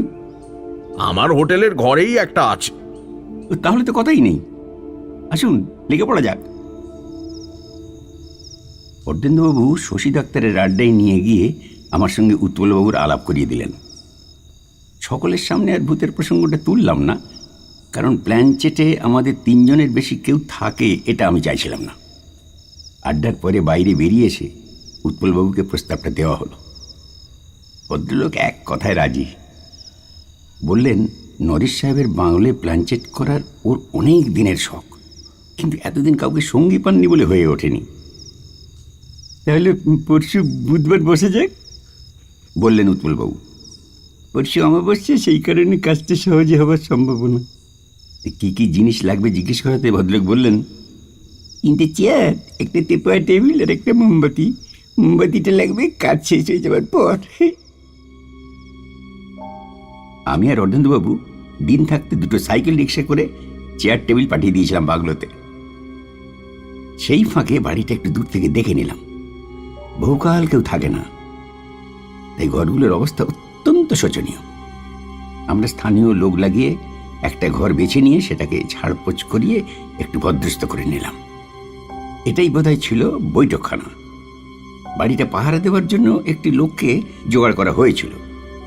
সে প্রথমে সাহেবের ভূত করে একটু আপত্তি তুলেছিল, তারপর হাতে একটা 10 টাকার নোট গুঁজে দিতেই চুপ মেরে গেল।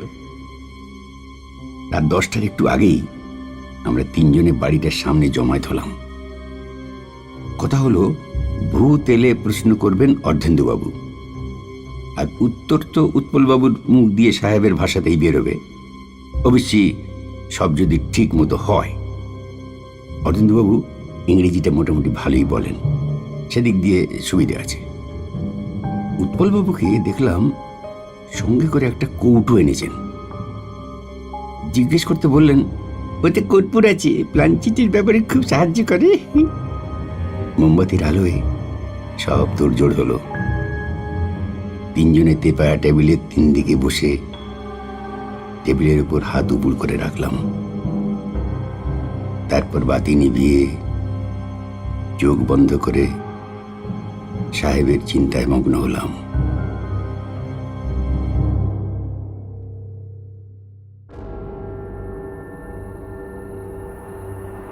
গাছপালায় ঘেরা বাংলো, বাইরে বাতাস দিচ্ছে, তার ফলে মাঝে মাঝে পাতার শোঁ শোঁ শব্দ পাচ্ছি। কিছুক্ষণ পরে বোধহয় বাতাস থেমে যাওয়ায় আর কোনো শব্দ পাওয়া গেল না। অমাবস্যার রাত, তার উপরে আকাশে মেঘ, রাস্তায় আলোও নেই যে জানলা দিয়ে ঢুকবে, তাই ঘরের ভিতর দুর্ভেদ্য অন্ধকার। কতক্ষণ এইভাবে ছিলাম জানি না। হঠাৎ অনুভব করলাম টেবিলটা মৃদু মৃদু নড়ছে। সেটা একটু বেড়ে যাওয়ায় খটখট শব্দ শুরু হলো।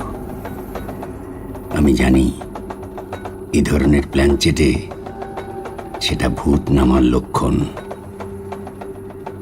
আমরা টেবিলের উপর থেকে হাত সরাচ্ছি না, কিন্তু বেশ বুঝতে পারছি হাত আর অনড় নেই। টেবিলের সঙ্গে সঙ্গে উঠছে নামছে।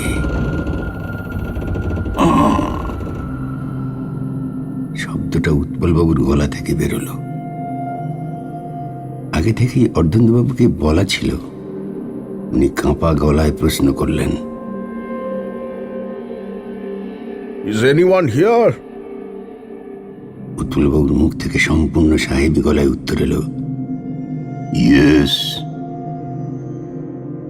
Who is it? My name is Norris. বাকি কথাও ইংরেজিতেই হলো, এবং নরিস সাহেবের ইংরেজি যাকে বলে বেশ চোস্ত ইংরেজি।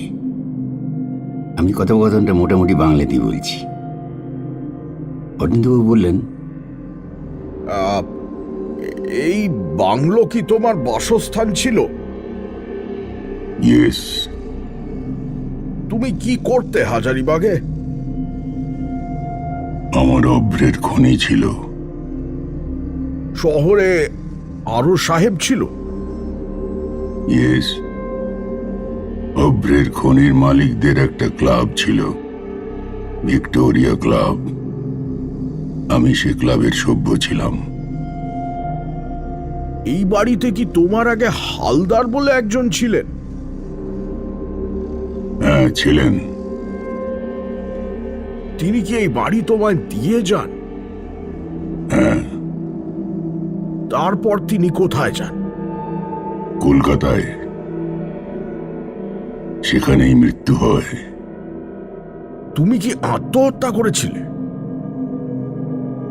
উত্তর আসতে একটু সময় লাগলো। হ্যাঁ।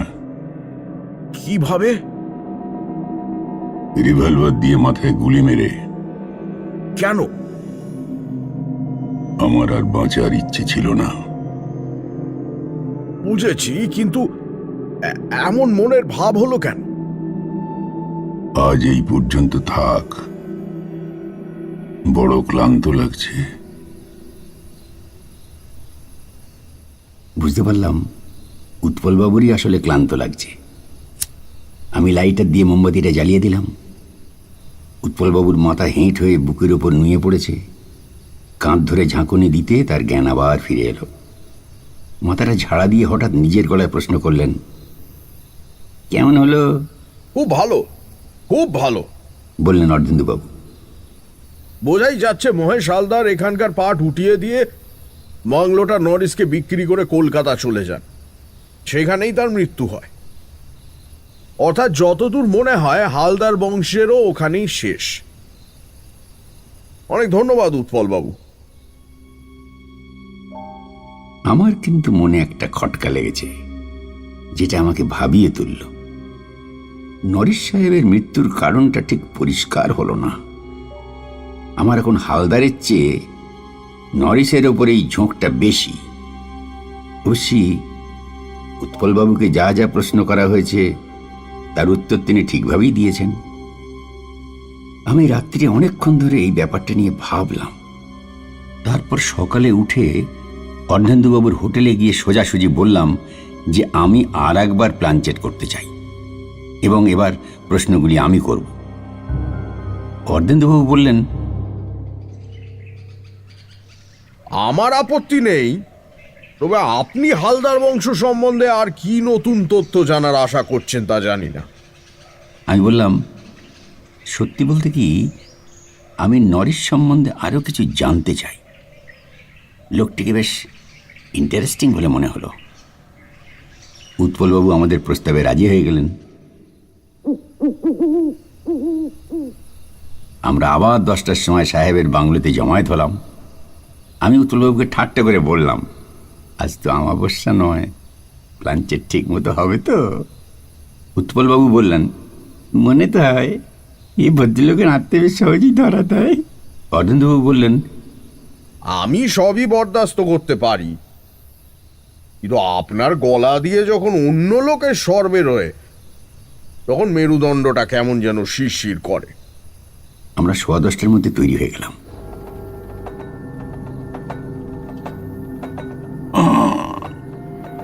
15 মিনিটের মধ্যেই টেবিল নড়া আর উৎপলবাবুর গলা থেকে শব্দ শুনে বুঝলাম যে প্রেতাত্মা হাজির। এবার আমি প্রশ্ন করলাম, ইজ এনিবডি হিয়ার?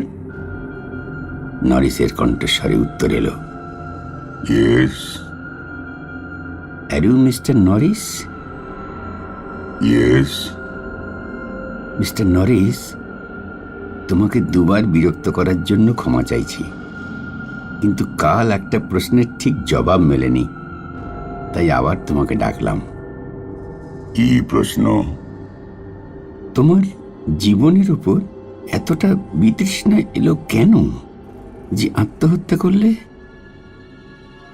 একটুক্ষণ কোনো কথা নেই, তারপর ইংরেজিতে উত্তর এলো, আমাকে প্রচন্ডভাবে অপমান করা হয়েছিল। কে করেছিল অপমান? Major Thomson. ঘটনাটা কোথায় হয়? আমাদের ক্লাবে। কিন্তু অপমানের কারণটা কি? তাহলে অনেক কথা বলতে হয়। বলুন, আমরা শুনতেই এসেছি। আমি এক বেয়ারাকে একদিন হিন্দিতে একটা কথা বলেছিলাম, সেটা মেজর টমসন শুনে ফেলেছিলেন। তাতে কি হলো? তাতে তিনি বুঝে ফেলেছিলেন আমি সাহেব নই। আপনি সাহেব নন? না, তবে আমার চেহারায় সাহেবের সঙ্গে কোনো পার্থক্য ছিল না। আমার চুল ছিল কটা, চোখ নীল, আর গায়ের রং সাহেবের মতো ফর্সা। আমি মিশনারি স্কুলে পাদ্রীদের কাছে ইংরেজি শিখেছিলাম। সেই ইংরেজি শুনে আমার চেহারা দেখে কারুর বোঝার সাধ্য ছিল না যে আমি সাহেব নই। আমাদের ক্লাবে ভারতীয়দের প্রবেশ নিষিদ্ধ ছিল, কিন্তু আমি নরিস নাম নিয়ে ক্লাবে ঢুকতে পেরেছিলাম। এই ক্লাবে আমি 3.5 বছর মেম্বার ছিলাম। তারপর টমসনের কাছে ধরা পড়ে গেলাম। সে সকলের সামনে আমাকে নেটিভ বলে ক্লাব থেকে লাথি মেরে বার করে দেয়। আসলে তুমি কি ছিলে? আমি ছিলাম বাঙালি। আমার নাম ছিল নরেশ। নরেশ থেকে নরিস। আমি হঠাৎ যেন চোখের সামনে একটা আলো দেখতে পেলাম। বললাম, তুমি কি মহেশ হালদারের কোনো আত্মীয় ছিলে? আমি ছিলাম মহেশ হালদারের একমাত্র ছেলে। বাবা তার অভ্রের খনির ভার আমার উপর দিয়ে কলকাতায় চলে যান। সেখানেই তার মৃত্যু হয়। আমি বিয়ে করিনি। আমি হালদার বংশের শেষ প্রতিনিধি। বাকি কথাটা নরেশ বাংলাতেই বললেন। আজ তাহলে আমি আসি, কারণ এ ধরনের কথোপকথন আমার পক্ষে বড় ক্লান্তিকর। আপনাকে অশেষ ধন্যবাদ। আমারও অনেক হালকা লাগছে। একদিন পরে বাংলা বলে আরাম পাচ্ছি। আর সাহেব, সে যে ভুল করেছিলাম সেটা নতুন করে বুঝতে পেরেছি।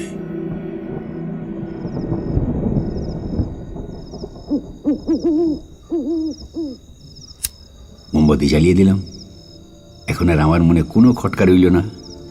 আর অর্ধেন্দ্রবাবুর হালদার বংশের ইতিহাসের শেষ পর্ব শেষ হলো। তবে এটাও বুঝতে পারলাম যে উৎপলবাবুকে না পেলে মিস্টার নরিসের রহস্যই থেকে যেত।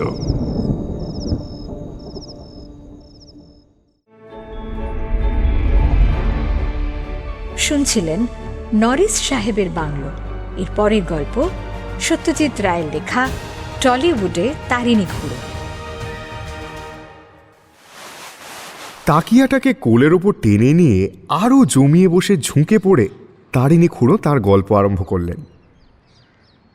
আমার তখন 23 বছর বয়স। তবে একটা তেকোনা ফ্রেঞ্চ কাট গোছে দাড়ি রেখেছিলাম বলে মনে হতো 33। 42 সালের কথা বলছি। তখন যুদ্ধ চলছে পুরো দমে। কলকাতার রাস্তাঘাটে খাঁকি পরা জিআই সেনা ঘোরাফেরা করছে। শহরের চেহারাটাই পাল্টে গেছে। জোড়া জোড়া মার্কিন মিলিটারি পুলিশ চরুঙ্গিতে টহল দিয়ে ফেরে। তাদের জামার আস্তিনে কনুইয়ের ওপরে লেখা MP। সিনেমা হাউসগুলো খালি পড়ে থাকে না কখনো। ম্যাটিনি, ইভিনিং, নাইট তিনটেই হাউসফুল। সব ছবি হিট, তা সে দেশি হোক আর বিলিতি হোক। আমাদের টলিউডের স্টুডিওগুলো গমগম করছে। কুইক মানির লোভে রোজই টাকাওয়ালা নতুন নতুন প্রডিউসার আসছে। তারা জানে ছবি একবার লেগে গেলে কোনো ব্যবসাতে চটজলদি এত লাভ হয় না। আমার মেজ মামার এক সহপাঠী, নাম পরেশ মুস্তফি, তিনি ভারত মাতা স্টুডিওর মালিক। আমাকে ডেকে পাঠিয়ে যেচে একটা চাকরি দিলেন প্রোডাকশন ম্যানেজার। কাজটা নেহাত ফেলটা নয়। একটা ছবি হলে পরে সবাইয়ের সঙ্গে যোগাযোগ রাখা, খরচের হিসেব রাখা, আর্টিস্ট আর কর্মীদের পেমেন্ট করা, এমনকি ছুঁচ থেকে হাতি পর্যন্ত যা কিছু একটা ছবিতে লাগবে সব কিছু জোগাড় করার ভার আমার ওপর। তখন বয়স কম, তাছাড়া 2 পয়সা রোজগার হচ্ছে। খাটনি হলেও কাজটা ভালোই লাগছিল। সেই সঙ্গে এটাও বলা দরকার যে ভেতরে ভেতরে আমার অভিনয়ের একটা শখ ছিল। আমার চেহারাটা যে এককালে ভালো ছিল সেটা তো তোমাদের বলেইছি। তাছাড়া আমি ছিলাম হলিউডের ছবির পোকা। বাংলা ছবিতে তার অভিনয় হতো না, হতো রং তামাশা। আমি দেখি পৃথিবীর সব সেরা স্টারের অভিনয়, যাকে দেখে অভিনয় বলেই মনেই হয় না। অবশ্য সেই সঙ্গে ভালো বাংলা পেশাদারি থিয়েটারে বাদ দিই না, কারণ শেষির ভাদুড়ি, যোগেশ চৌধুরী, মনোরঞ্জন ভট্টাচার্য এরা সব ছিলেন বাঘা বাঘা অভিনেতা। কিন্তু যেচে গিয়ে বলবো আমার একটা পার্ট দিন, তেমন সাহস তখন হয়নি। তবে স্টুডিও পাড়ায় থাকলে কোনো প্রযোজক বা পরিচালকের চোখে পড়ে গিয়ে সুযোগ যে আসবে না, এমনই বা কে বলতে পারে।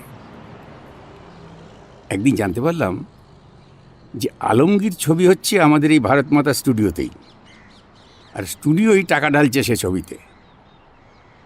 বস মুস্তফি সাহেব আমাকে ডেকে সব ডিটেল বললেন। তখনকার নামকরা পরিচালক জগদীশ নস্কর পরিচালনা করবেন।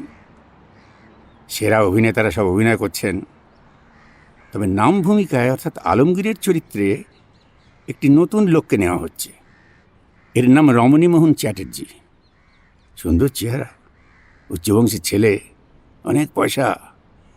মুস্তফি মশাই নিজেই নাকি ছেলেটিকে এক বিয়ে বাড়িতে দেখে সোজাসুজি অফারটা দেন, এবং ছেলে নাকি এক কথায় রাজি হয়ে যায়। রমণীমোহন চ্যাটার্জির নামটা চেনা চেনা লাগছিল, কেন বুঝতে পারছিলাম না। শেষটায় হঠাৎ মনে পড়ল যে শ্যামবাজারের একটা ক্লাবে আমার স্কুলের সহপাঠী ব্রতিন থিয়েটার করে। তার কাছে শুনেছি এই রমণীমোহনের কথা। চেহারা বেশ ভালো, অনেকটা তোর মতো দেখতে, আর অ্যাক্টিংটাও নাকি ভালোই করে বলেছিল ব্রতিন। তবু মনে একটা খটকা ছিল, তাই ব্রতিনের সঙ্গে সরাসরি যোগাযোগ করলাম। আর করে জানলাম যে এই সেই একই রমণীমোহন। বললাম, পারবে তো এত বড় দায়িত্ব কাঁধে নিতে? তো ব্রতিন বললে, আদা নুন খেয়ে উঠে পড়ে লেগেছে তো ছোকরা, শখ প্রচণ্ড। আর ও একটা আংটি পরে, সেটা নাকি মোগল আমলে, ও ঠাকুরদার ছিল, খুব পয়া। আলমগীর সাজলে ওটা আঙুলে পড়বে, আর তাহলে নাকি আর দেখতে হবে না। আসলে রমণী আবার তুকতাকে বিশ্বাস করে, পুজো আচ্ছা করে। বড়লোক বাপের একমাত্র ছেলে, বুঝতেই তো পারিস। পয়সার জন্য যে করছে তা তো নয়, শখ হয়েছে চিত্র তারকা হবার। পয়লা বৈশাখ মহরতের দিন স্থির হয়েছে। এখন মার্চের মাঝামাঝি, তাই হাতে কিছুটা সময় আছে। ইতিমধ্যে পরিচালক জগদীশ নস্কর একদিন বলে বসলেন যে নতুন ছেলেটিকে একবার বাজিয়ে দেখবেন। শুধু চেহারাতে তো হবে না, তাকে ডায়লগ বলতে হবে। তাই অভিনয় ছাড়াও কণ্ঠস্বর, উচ্চারণ ইত্যাদি ভালো হওয়া চাই। আর একমাত্র সেই যখন নতুন, তখন তাকে একবার পরীক্ষা করে দেখা উচিত। এই পরীক্ষায় উতরলে তারপর একটা ক্যামেরার টেস্ট নিলেই চলবে। তো আমারই ওপর ভার পড়লো রমণীমোহনকে টেলিফোন করে তারই বাড়িতে একটা অ্যাপয়েন্টমেন্ট করা। রবিবার সকাল 10টায় টাইম ঠিক হলো। আমি আর পরিচালক মশাই যাব। টেস্টে পাস করলে পর মুস্তাফির সঙ্গে বাকি কথা হবে। রবিবার এসে পড়ল। জগদীশ নস্কর সময়ানুবর্তিতায় বিশ্বাসী। ঘড়ির কাঁটায় কাঁটায় 10টায় গিয়ে রমণীমোহনের বাড়ির সদর দরজায় বেল টিপলেন। বিয়ারা আমাদের বৈঠকখানে নিয়ে গিয়ে বসাবার প্রায় সঙ্গে সঙ্গেই রমণীমোহনের আবির্ভাব হলো। চেহারা ভালো, তাতে সন্দেহ নেই। আর এতেও সন্দেহ নেই যে আমার সঙ্গে একটা মিল আছে। দুজনেরই হাইট 6 ফুট, দোহারা চেহারা, ফর্সা রং, চোখা নাক, পাতলা ঠোঁট। আমার তেকোনা দাড়িটার জন্য মিলটা হয়তো অতটা ধরা পড়ে না, কিন্তু আমি জানি দাড়ি বাদ গেলেই পড়বে। পরিচালক মশাই সঙ্গে আলমগীরের ডায়লগ এনেছিলেন, তারই একটা অংশ পড়তে দিলেন রমণীমোহনকে। ছোকরা বেশ ভালোই পড়ল। বলল ও নাকি ভাদুড়ি মশাইকে গুরু বলে মানে, আর হলিউডের তারকাদের মধ্যে রোনাল্ড কলম্যান। নস্কর মশাই বেশ খুশি। আমাকে বললেন অবিলম্বে দর্জি এনে রমণীমোহনের পোশাকের মাপ নিতে। এই ফাঁকে রমণীমোহন তার আংটিটা দেখিয়ে দিলেন। দেখলাম সত্যি খাসা জিনিস। সোনার আংটির মাঝখানে হিরেকে ঘিরে গোল করে পান্না বসানো। নস্কর মশাই বললেন, আলমগীর গালে হাত দিয়ে বসে থাকলে আংটিটা ক্লোজ আপের সৌন্দর্য অনেক গুণ বাড়িয়ে দেবে। 3 দিন বাদে ক্যামেরা টেস্টেও রমণীমোহন দিব্যি উতরে গেলেন। এরপর একটা দিন ঠিক করে বস মুস্তাফি মশাইকে সঙ্গে নিয়ে রমণীমোহনের বাড়ি গিয়ে তার সঙ্গে চুক্তি সই হয়ে গেল। 50,000 টাকা পাবে রমণীমোহন, আর 5,000 অ্যাডভান্স। তখনকার দিনে একজন নতুন অভিনেতার পক্ষে এটা অঢেল টাকা, আজকের 10 লাখের সমান। পয়লা বৈশাখ মহরত, তাতে কোনো অভিনয়ের ব্যাপার নেই। কিন্তু রমণীমোহনকে মেকআপ নিয়ে কস্টিউম পরে আসতে হবে। এইখানে রমণীমোহন একটি বায়না করলে। সে বললে যে স্টুডিওর মেকআপ রুম তার জানা আছে, সে অতি রদ্দি, তাতে সে মেকআপ করবে না। মেকআপ ম্যান যেন সকাল সকাল তার বাড়িতে চলে আসে, সে বাড়িতে মেকআপ নিয়ে কস্টিউম পরে স্টুডিওতে হাজির হবে। মুস্তাফি মশাই দেখলাম এতে রাজি হয়ে গেলেন, যদিও একজন নবাগতের পক্ষে আবদারটা একটু বাড়াবাড়ি রকমের। বুঝলাম নতুন হিরোকে খুবই পছন্দ হয়েছে কর্তমশাইয়ের। পয়লা বৈশাখ ভারতমাতা স্টুডিওতে আলমগীরের মহরত হয়ে গেল। লোকে এলো কারণ্য, ফিল্ম লাইনের কেউ বাদ যায়নি। খানাপিনার বন্দোবস্ত ছিল। নতুন তারকাকে মুঘল বাদশার মেকআপে দেখে সকলেই খুব তারিফ করে গেলেন। ইতিমধ্যে রমণীমোহন নাকি আলমগীরের ডায়লগ পেয়ে গেছেন এবং সবই তার মুখস্থ হয়ে গেছে। আজকান, জব্বা, পারচুলা, দাড়ি, গোঁফ, তলোয়ার, নাগরা সব রেডি। প্রথম শুটিংয়ের তারিখ স্থির হয়েছে 15ই বৈশাখ। এদিকে আমি তখন পুরোদস্তুর প্রোডাকশন ম্যানেজারের কাজ করছি, উদয়স্ত খাটছি, দম ফেলার ফাঁক নেই।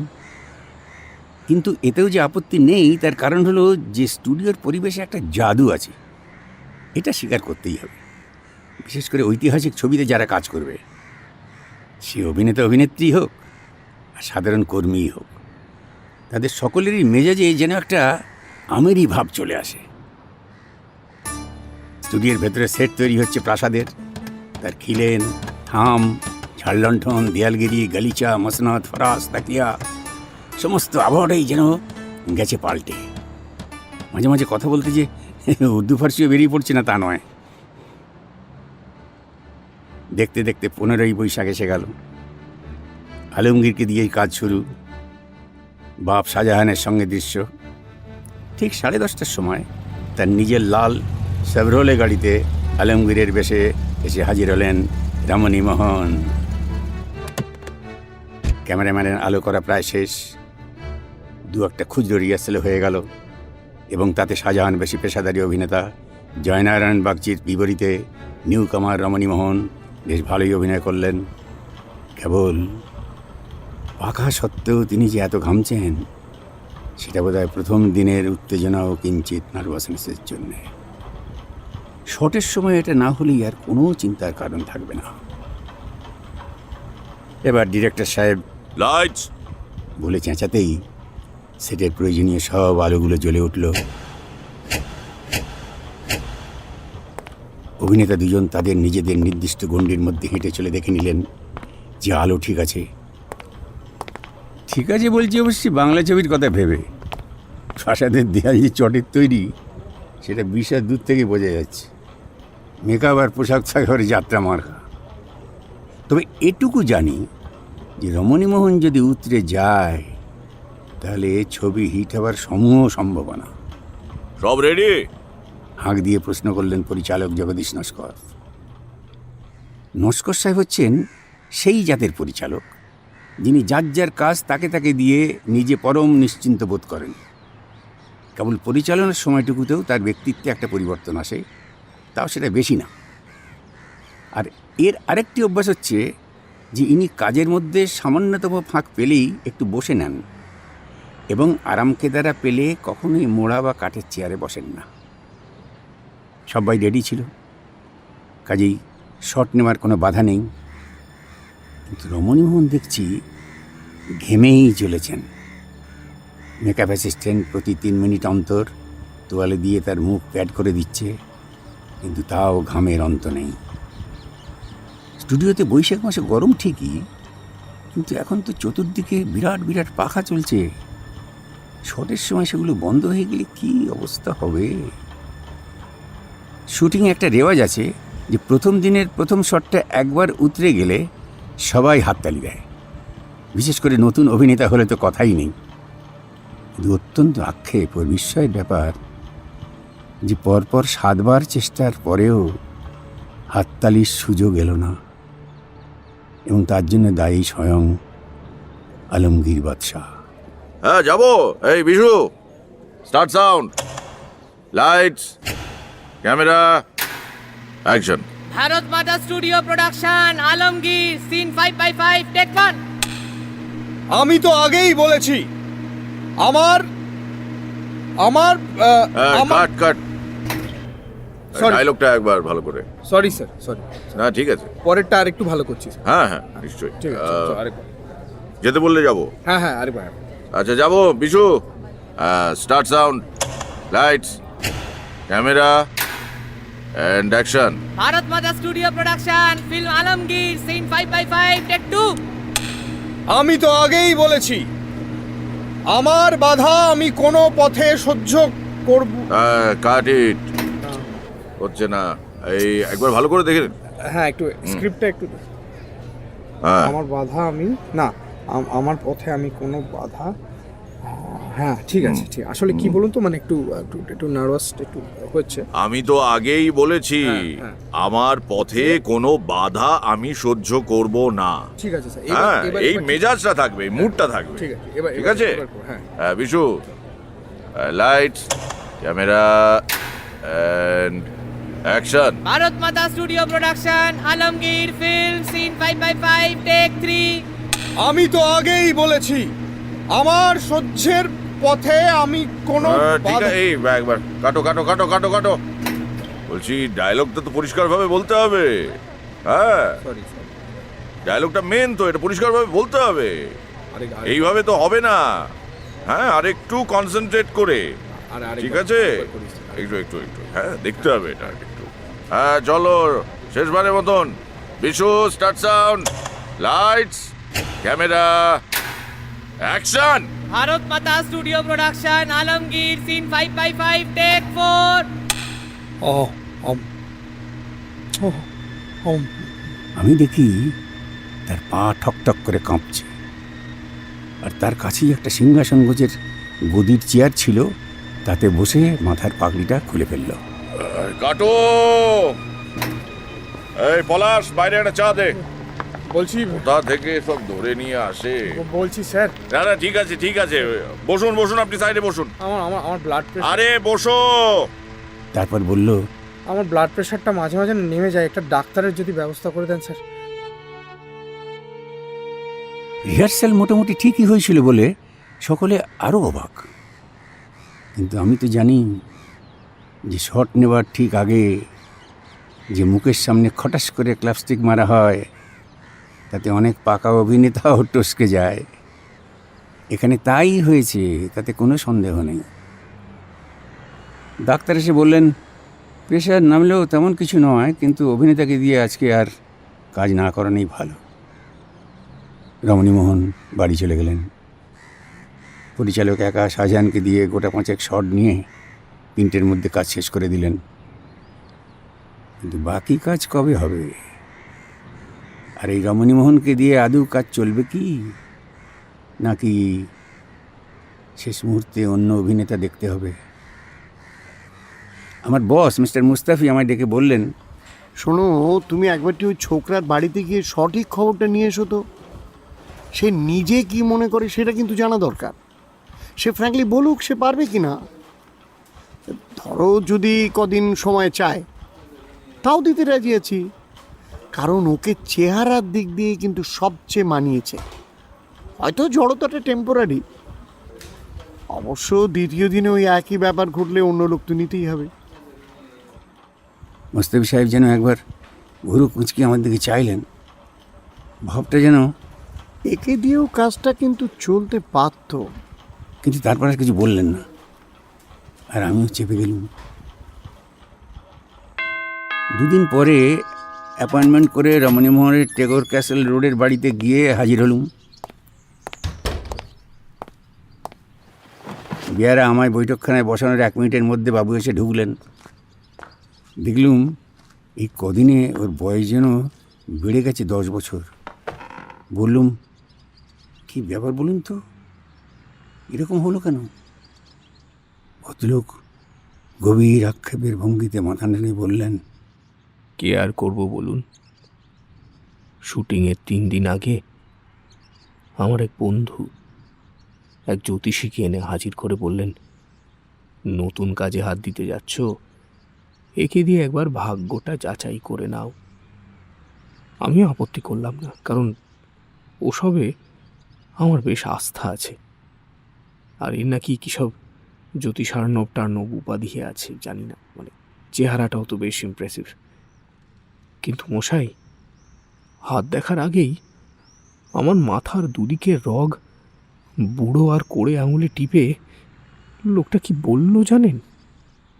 বললেন, এ লাইন তোমার নয়, অভিনয়ের দিকে যেও না, গেলেই হোঁচট খেতে হবে। ভেবে দেখুন তো কি কথা। 3 দিন বাদে শুটিং, পাঠ মুখস্থ হয়ে গেছে, আর লোকটা বলে কিনা আমায় দিয়ে অ্যাক্টিং হবে না। সাধে কি ডায়ালগ গোলমাল হয়ে যাচ্ছিল। যেই মুখ খুলতে যাব অমনি জ্যোতিষীর মুখটা মনে পড়ে যাচ্ছে, আর কি জানো, গলার ভেতরে পাথর গুজে দিচ্ছে। উফ, সে যে কি অবস্থা, সে আর আপনাকে কি করে বোঝাবো। রাজ্য শুদ্ধ লোক জেনে গেছে আমি আলমগীর করছি, আর সেই সময় অকেজো বলে বাদ হয়ে যাওয়া, এর চেয়ে বেশি অপমান আর কি হতে পারে বলুন? আমি আর কি করি? যথাসাধ্য সহানুভূতি দেখালুম। জিজ্ঞেস করলুম, কি করলে পরে এই বিভীষিকা আপনার মন থেকে দূর হতে পারে? কারণ আপনার মধ্যে যে অ্যাক্টিং আছে সে তো আমরা রিহার্সালেই দেখেছি। রমণীমোহন মাথা নাড়ল, ঘাড় হেঁটছিল, এবার মুখ তোলাতে দেখলুম চোখে জল। আমার হাত ধরে ধরে অত্যন্ত করুণ সুরে বললে, কতদিনের স্বপ্ন, কতদিনের যে স্বপ্ন আমি সিনেমায় অভিনয় করে নাম করব, আর সেই সুযোগ এসে গ্রহের ফেরে বানচাল হয়ে গেল। এখন এখন আপনি যদি কোনো রাস্তা বাতলে দিতে পারেন। আমার নিজের মাথায় একটা রাস্তা এসেছে, কিন্তু সেটা সভয়ে বলবো না নির্ভয়ে ঠিক বুঝতে পারছি না। নির্ভয়ে বলুন। তো রমণীমোহন কয়েক মুহূর্ত আমার দিকে চেয়ে থেকে বলল, তারিণীবাবু, আপনার অভিনয় আসে? হঠাৎ এ প্রশ্ন কেন? তার কারণ আমার সঙ্গে আপনার চেহারার মিল আছে, সে কথা আমার বেয়ারা প্রসন্ন বলছিল। ভাবছিলাম আমার বদলে আপনি যদি, হ্যাঁ আপনি যদি আমার বাড়ি থেকে মেকআপটা নিয়ে পোশাকটা পরে আমার হয়ে অভিনয়টা করে দিয়ে আসেন। অবশ্য কিছু লোককে ব্যাপারটা বলতেই হবে, মানে যেমন মেকআপ ম্যান যতীন, তার সহকারী হাবুল, তারপর ড্রেসার তারাপদ, তাদের হাতে কিছু গুঁজে দিলে আর কখনই ব্যাপারটা ফাঁস কেউ করবে না। কিন্তু আপনি আপনি রাজি? তার মানে অভিনয় করবেন তারিণী বাণিজ্যে, আর নাম হবে রমণী চাটুর্যের। এছাড়া আর কোনো রাস্তা তো আমি দেখছি না। আর প্রোডাকশন ম্যানেজারের কাজটা কে করবে? সেটার একটা অন্য ব্যবস্থা করবে ওরা। আপনি বলে দেবেন বম্বে থেকে একটা ভালো অফার পেয়েছেন, তাই চলে যাচ্ছেন। কথাটা মন্দ বলেননি, কিন্তু যদি অভিনয় আমার ভালো হয় আর তার জন্য যদি কোনো সংস্থা পুরস্কার ঘোষণা করে, তাহলে সেটাও তো আপনি নেবেন। তা তো নিতেই হবে, তা তো নিতেই হবে। তবে আপনাকে পারিশ্রমিক ছাড়াও আমি আরেকটা জিনিস দিতে রাজি আছি। কি জিনিস? আমার এই মোগলাই আংটি। আজকের বাজারের কত দাম সেটা আপনি জানেন নিশ্চয়ই। পুরনো ভালো জিনিসের উপর আমার মোহ আছে, সেটা তো তোরা জানিস। সেটা তখনও ছিল। বলে দিলুম, ঠিক হয়, আমি আপনার প্রস্তাবে রাজি, কিন্তু সবচেয়ে আগে আপনার চিত্রনাট্যটি চাই। ডায়ালগ মুখস্থ করতে হবে তো। রমণীমোহন তৎক্ষণাৎ তার ফাইলটা এনে আমায় দিলেন। সেই দিনই বিকেলে মিস্টার মুস্তাফির কাছে গিয়ে বললুম যে রমণীমোহন আরেকটা চান্স চাইছে, বলছে এবার না হলে যেন তাকে বাদ দেওয়া হয়। মুস্তাফি মশাই রাজি হয়ে গেলেন। ওদিকে পরিচালক মশাইকেও খবরটা দিয়ে দেওয়া হলো। রমণীমোহনকে সুস্থ হওয়ার সময় দিয়ে 15 দিন পরে শুটিং রাখা হলো। অন্যদের কাজের তারিখ আর স্টুডিওর বুকিংও সেভাবে বদলে দেওয়া হলো। যাদের দলে টেনে নেওয়ার কথা তাদের সকলকেই তালিম দেওয়া হয়ে গেছে। মানে আমার জায়গায় নতুন প্রোডাকশন ম্যানেজার এসে গেছে, তাকেও দলে টেনে নিয়েছি। কারণ প্রোডাকশন ম্যানেজারের কাছে কোনো কিছু লুকোনো বড় কঠিন। আমি মুস্তাফি মশাইকে অবশ্যই জানিয়ে দিয়েছি যে একটা ভালো চান্স পেয়ে বোম্বে চলে যাচ্ছি, এই ছবিতে আমার কাজ করা সম্ভব হবে না।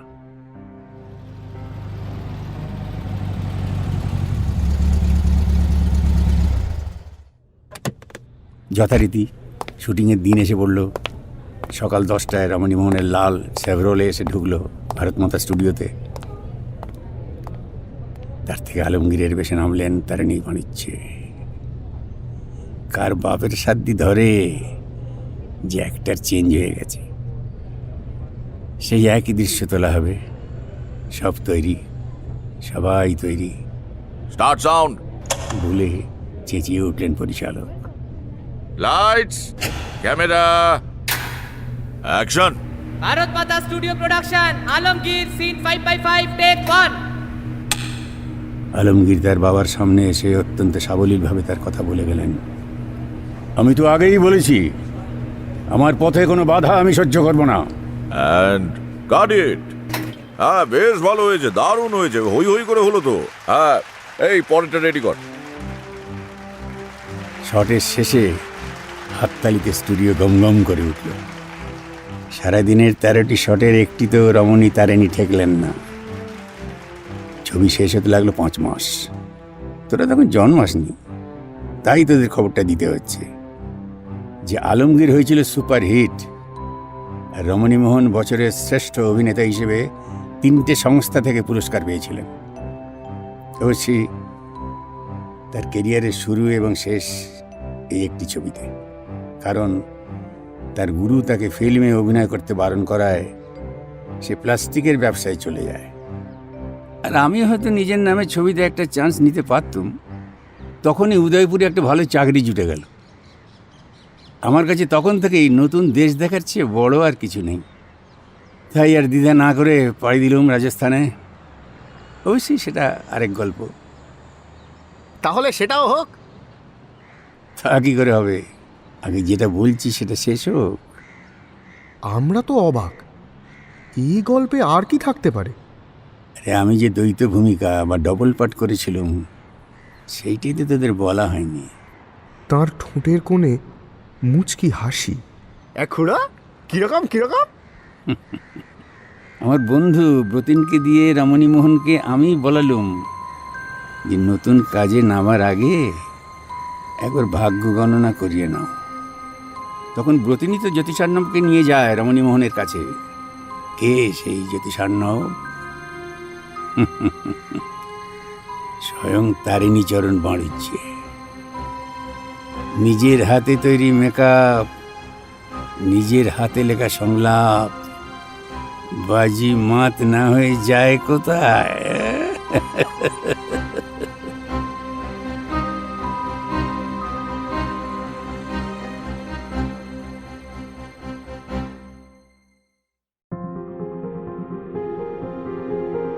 সানডে সাসপেন্সে আজ শুনলেন তারিণী খুড়ো। রচনা সত্যজিৎ রায়। গল্প পাঠে তারিণী খুড়ো ও অন্যান্য কিছু ভূমিকায় শ্রীপরাণ বন্দ্যোপাধ্যায়। অন্যান্য চরিত্রে মীর, দীপ, সোমক, জগন্নাথ বসু, অগ্নি এবং আরও অনেকে। গল্পের সূত্রধার অগ্নি। শব্দগ্রহণ রিচার্ড এবং অগ্নি। আবহ সঙ্গীত ও স্পেশাল এফেক্টস সৌম্য এবং শুভ ও সত্যজিৎ সেন। প্রচার অলঙ্করণ জয়েন দ্য ডটস। প্রচার পরিকল্পনা পরিচালনায় ইন্দ্রাণী, রিচার্ড এবং অগ্নি। সমগ্র পরিকল্পনা ও পরিচালনা ইন্দ্রাণী। সানডে সাসপেন্স ক্লাসিক্সে শেষ হল নরেশ সাহেবের বাংলো ও টলিউডে তারিণী খুড়ো। সানডে সাসপেন্স আপনি শুনতে পারেন শুধুমাত্র আমাদের অফিসিয়াল ইউটিউব চ্যানেল youtube.com/mirchi বাংলায় এবং গানা অ্যাপে।